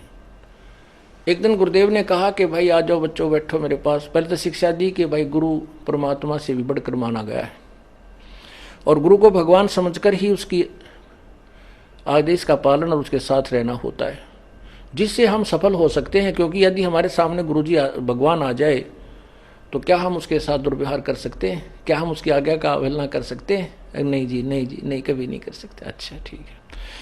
क्या हम गुरु भगवान को किसी ऐसी पीड़ा दे सकते हैं जो हमें, जो क्या दे सकते हो कोई पीड़ा? कर नहीं जी, भगवान की तरफ तेन हाथ भी ना कर जा।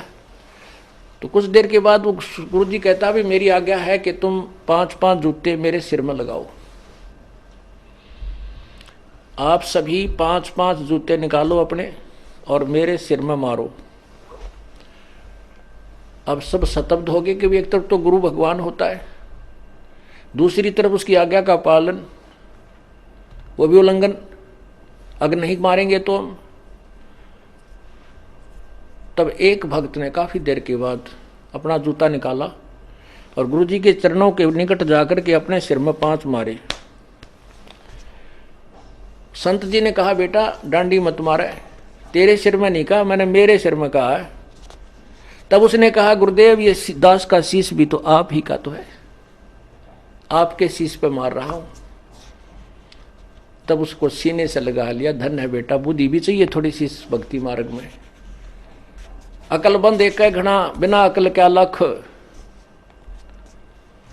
तो ऐसे परमात्मा कहते सिर सौंपया गुरुदेव को, सफल हुआ यो शीश, संत जी कह रहे हैं। और नितानंद इस शीश पे आप बसे जगदीश। मारा रहा नहीं उसका है, इसने मारो तो छोड़ो, रखो तो खत्म करो, तो काल भी अड़प लेगा किसी दिन। भगवान लेगा तो ठीक ठिकाने तो रखेगा, मनुष्य जन्म दे देगा तो किरा कित गधा बना के छोड़ देगा। इसलिए हमने अपने परमपिता पर पूर्ण विश्वास रखना चाहिए। पतिव्रता के ना उठे ये ब्रह्म कर्म की सूल, आन उपासी जलत हैं या पड़ी जुगन जुगन भूल। और उपासना करते हैं, ये युगा युगा की भूल पड़ी हुई है।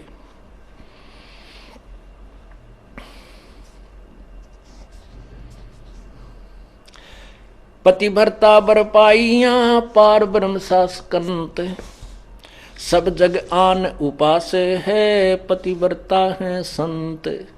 सब जग आन उपासना करते हैं, केवल संत ही पतिव्रता रह सकते होते हैं, यानी वो ही पूर्ण ब्रह्म को साधना करते हैं, अन्य की नहीं करते। तो आप सभी संत हो गए, भक्त हो गए हो। साधु हो गए हो, साधक हो, आप परमात्मा की भक्ति करते हो।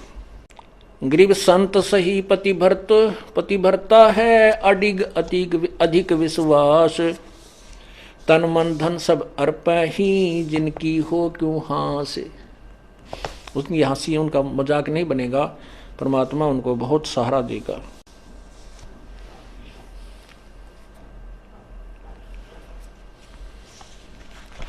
जो भी हो रहा है कहते अपने सिर पे नहीं ले। संत भक्त, मैंने उसको ऐसे कह दिया, उनका न्यू हो गया, मैंने उसको जोत बोलन की कह दी, उसका न्यू हो गया। नहीं, आप अपने सिर पे नहीं लेना, आपको भार बन जाएगा।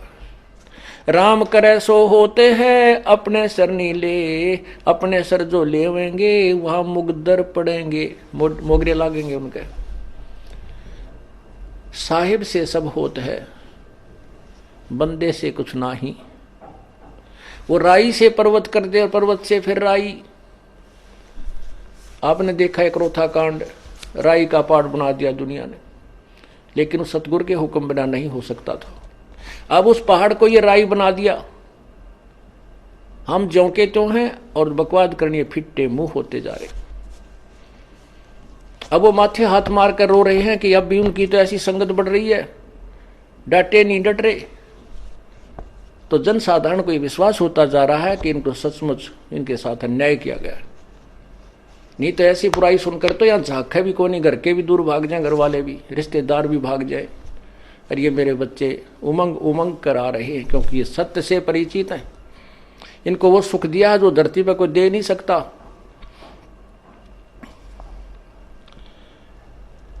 तो ये परमात्मा से दूर नहीं हो सकते। ये वही परीक्षा थी जो परमात्मा ने एक वैश्या को हाथी पर बैठाकर घुमाया था।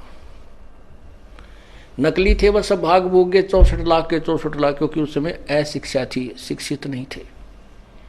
आज शिक्षा है, इस शिक्षा का अक्षर ज्ञान का प्रभाव है। ये आपके पास के प्रत्यक्ष प्रमाण है सारे। आपको टस से मस नहीं कर सका, इतना तूफान था। अब दृढ़ पेड़ होते हैं बाग में, वो नहीं टूटा करते, बोदे टूट जा। कितने आंधी तूफान से रोड डेली तेज हवाएं चले, वो दृढ़ पेड़ हो गए आप, क्या आप इस तूफान से टूटे नहीं। ये तोड़ने के लिए चलाया गया था। लेकिन जिसके परमात्मा कहते हैं बिरुआ, संत जी कहते हैं तुलसी बिरुआ बाग पर, तुलसी बिरुआ बाग में और सिंचत भी मुरझावे, राम भरोसा जो रहे वो पर्वत पर लहरावे। अब जैसे जो भगवान से दूर हैं वो तो कितने ही चौकसी रखो, उनका तो कभी ना कभी कड़च हो जाएंगे, पूरा परिवार का परिवार मर जाता है। और राम भरोसा जोर है वो ऐसे स्थान, जटिल स्थानों पर, पेड़ पहाड़ों पर भी जहाँ पानी भी ना डटता, कहते वहाँ भी हरे भरे होकर लहरा रहे होते। राम भरोसा जोर है वो पर्वत पर लहरावे। अर्थात आप भगवान पर विश्वास रखोगे तो आपको कठिन से कठिन आपत्तियों से भी आपका कोई कुछ नहीं बिगाड़ सकता। आप दूने फलो और फूलोगे। राम कहे सो होते हैं, अपने सिर नहीं ले, अपने सिर सो ले जो से लेते हैं वहां मुगदर पड़ेंगे। रावण अपने सिर ले विभीषण ले ही ना कोई, 10 मस्तक रावण कटे वह लंकपति थे सोई। विभीषण को ज्ञान हो गया था, परमात्मा जब आए हुए थे मुनिंदर नाम से, उनको पूर्ण ज्ञान हो गया था। उन्होंने कभी अपने आप को अपने सिर पे नहीं लिया कि मैं कर रहा हूं। रावण ने अभिमान हो गया था कि मैंने साधना की, तपस्या की तो मुझे ये राज मिला। वो राज और 10 मस्तक रावण के कट्टे राज भी गया। और विभीषण ने तू ही कही भगवान आप ही आपका दास हूं, जो राखे तो ही रहेगा आपका बच्चा। उसको वो लंका का राज मिला।